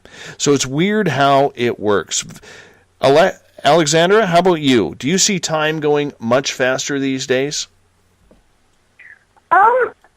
Yeah, I think so in some level. I do know that, there's that theory or scientific thing that just states that the older you get, since your timeline of your life is longer than each individual segment seems shorter. So I think that's mostly all it seems like to me, which is probably somewhat normal, but yeah, I do all the time. I'm always just thinking like, oh God, rent's due again already. What happened? I know this summer has been flying by. So yeah, I mean, I can definitely sense that, but I do think it's kind of a matter of being busy, and also just life doesn't have that newness anymore that makes it seem to drag out, I guess. Eric, how about you? Did you ever see yourself in your 50s? No, I didn't really plan on living this long, to be honest. I figured death by misadventure long before this ever happened. I see it, I guess, because of my work schedule. I have the seven days on, 7 days off. There are times that the 7 days seem to pass. It's like, oh my God, it's time to go to work already. Jesus, it was just Wednesday. And then there's like last week, the last week I was off. I felt like I'd been on vacation for about 3 weeks. It seemed to take much longer. Like I said, I think what we call increments, like a second is a second, and we perceive that second as a second, or a minute is a minute. But I don't think that the underlying flow of time is constant. We perceive that minute, but that minute stretches or that minute diminishes somehow. I don't know if it has to do with frequency. Time is just they say an artificial construct that our brain had to come up with to make things make sense to us. So I think it can flow faster or slower depending on what you're doing, what you're thinking about, what's going on in your life at that moment. Here's a good comment from Zop in the Revolution Radio chat room. He is saying, ask a teenager if time seems to go quickly. When I was young, time dragged on forever, but I was told by older people time goes fast for them. So I kind of realized that as I got older, time would seem to go quicker. And that's really the truth. I mean, it is flying by on a daily basis. Flying by. It's terrible. Not a fan of it. Because I kind of like doing this whole living thing. You know? It's just one of those things that I really enjoy doing. Hey, we haven't talked cryptids yet. We got about 10, 11 minutes left in the show. Vince, what's your favorite Bigfoot story you've heard from the Pacific Northwest? Favorite Bigfoot story from the Northwest? I really enjoy listening to Kawani Lapsaritis speak. He's the author of a book called The Psychic Sasquatch, and it just chronicles this decades-long apparent communication that he has had with what he claims to be kind of these extraterrestrial Sasquatch entities that talk with him. And he's a Pacific Northwest guy, and just his whole outlook on life I find really, really interesting. I'm not sure if I'm a subscriber to the psychic Sasquatch phenomenon. I'm not really sure what it is, but I'm glad he's out there. I enjoy him existing, and I would tie that in a bit with the classic Ape Canyon story from the early 20th century at Mount St. Helens. That Fred Beck was one of the hunters up there, and they claimed to have seen some Sasquatch in the area, and then were later attacked by them that night. But actually, in one of the many articles that came out in the newspapers after that, Fred Beck had actually stated that it seemed that these beings were interdimensional, and that's probably the first written account that kind of directly links the Sasquatch with psychic or paranormal or supernatural phenomenon. And I kind of like the woo-woo side of it, and you get a lot of that in the Northwest. Those are some of my favorite stories. Alex, how about you when it comes to Bigfoot? Gosh, I think Vince covered most of the bases there. I don't know. I do know that our episode on Bigfoot is going to be amazing based on all the research we've done. We've interviewed so many people about Bigfoot, and we've heard quite a few good stories, but nothing really. They tend to follow kind of a common thread. I haven't heard anything that was too outrageous and different from the rest in a profound way, though I do love Kawani. I've heard him speak before, and we're also going to some kind of Bigfoot, spiritual Bigfoot summit in Washington, Eastern Washington, in September. So, and he's speaking there again, so that should be fun to learn more about that. Eric, are you convinced that Bigfoot is the hidden gem of the forest?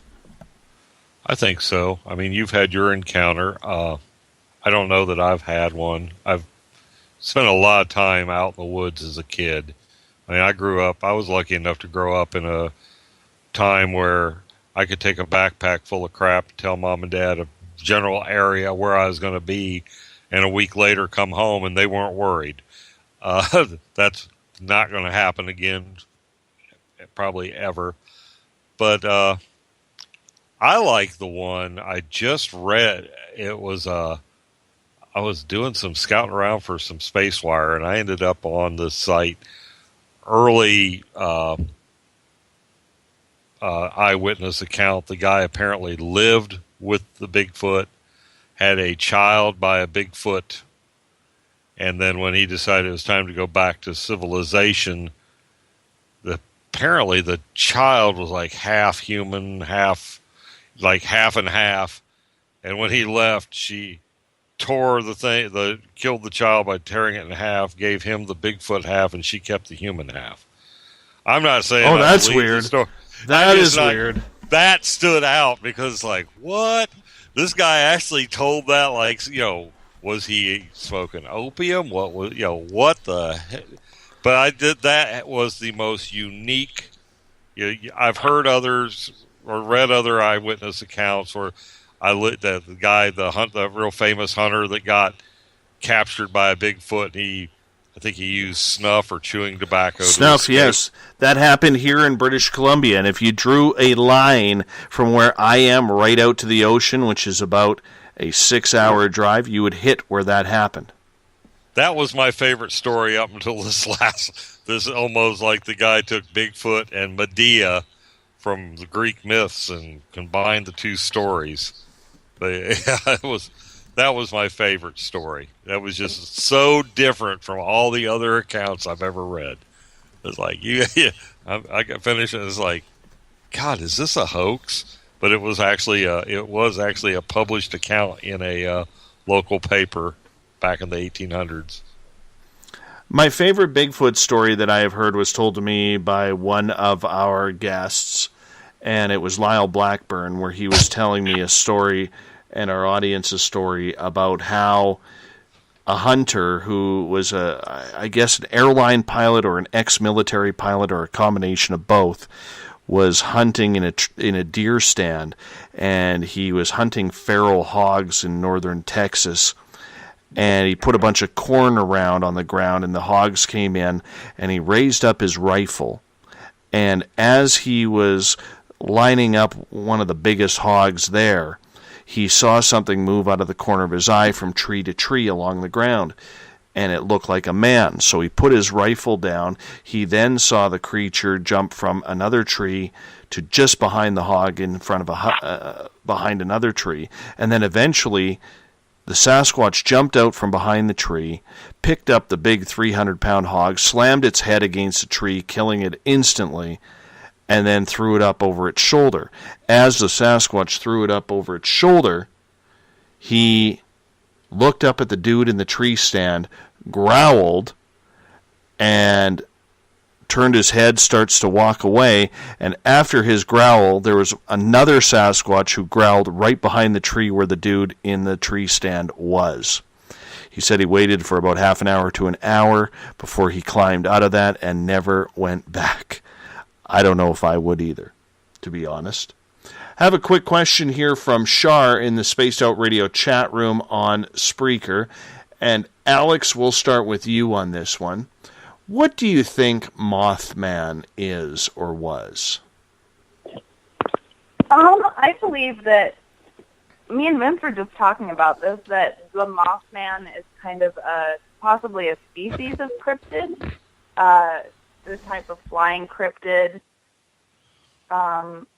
Though there does seem to be that sort of psychic or spiritual aspect to it in the sense that it shows up at times that occur immediately before some kind of tragedy or meaningful event.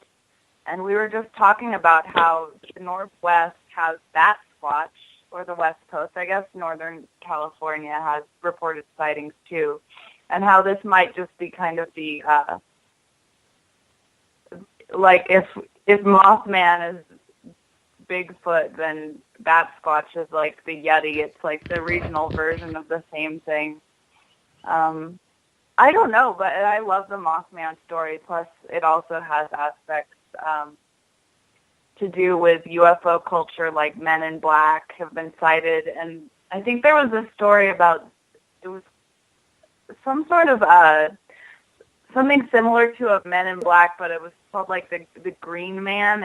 It was supposedly this strange, tall green man who smiled, who was sighted by people around West Virginia during the same period during the Mothman sighting. So I think it's such a great story, a rich piece of American sort of folklore, but also I think, yeah, it could very well be a type of cryptid that's this flying type.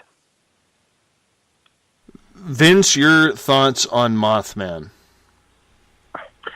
I love Mothman. I love it especially because it seems so linked to the culture and the time that it came out, like early 60s, I believe. But Mothman, it seems like such like a hokey, like B-movie sci-fi comic book type of creature. Like I think like it was actually coined in the newspapers as Mothman, kind of based on some connection to the original Batman TV series with Adam West and Burt Ward. Like it was a take on that when they actually named it. So I kind of like the cultural connections. Like something called Mothman could have only come out of like early to mid 60s pop culture. And in terms of the actual experiences surrounding it, it seems like it was a harbinger of doom. You know, like it presented itself to various people throughout Point Pleasant, West Virginia, over the course of a few months, and it all culminated in that tragedy of the bridge collapsing with all the cars on it.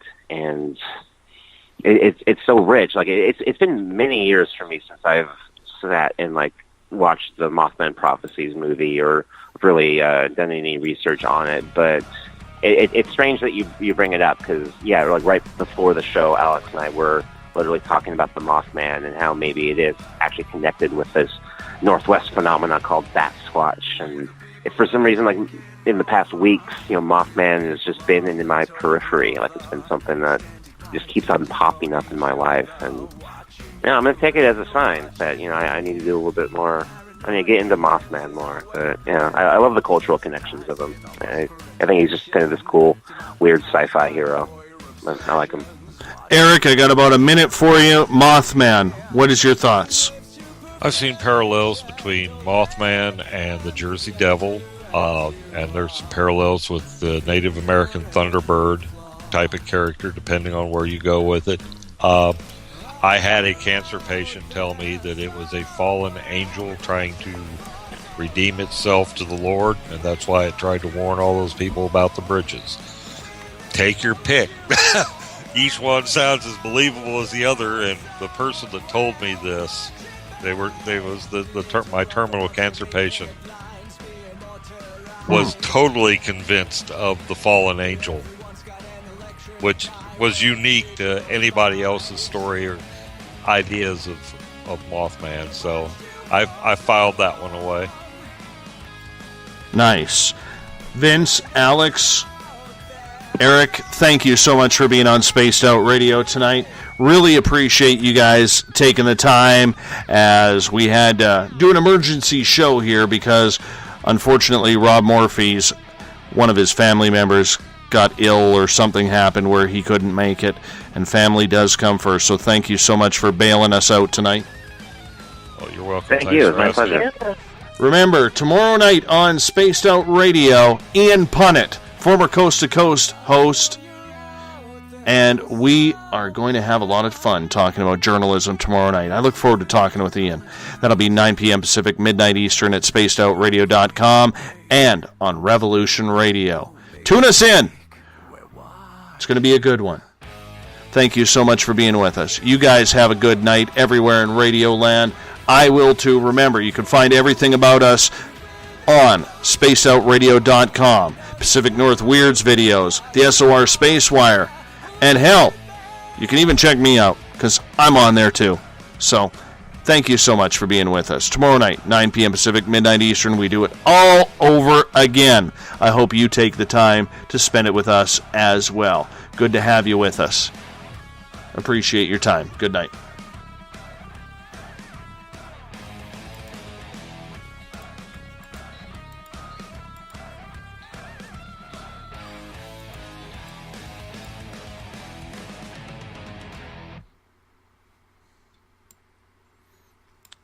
Thanks, guys.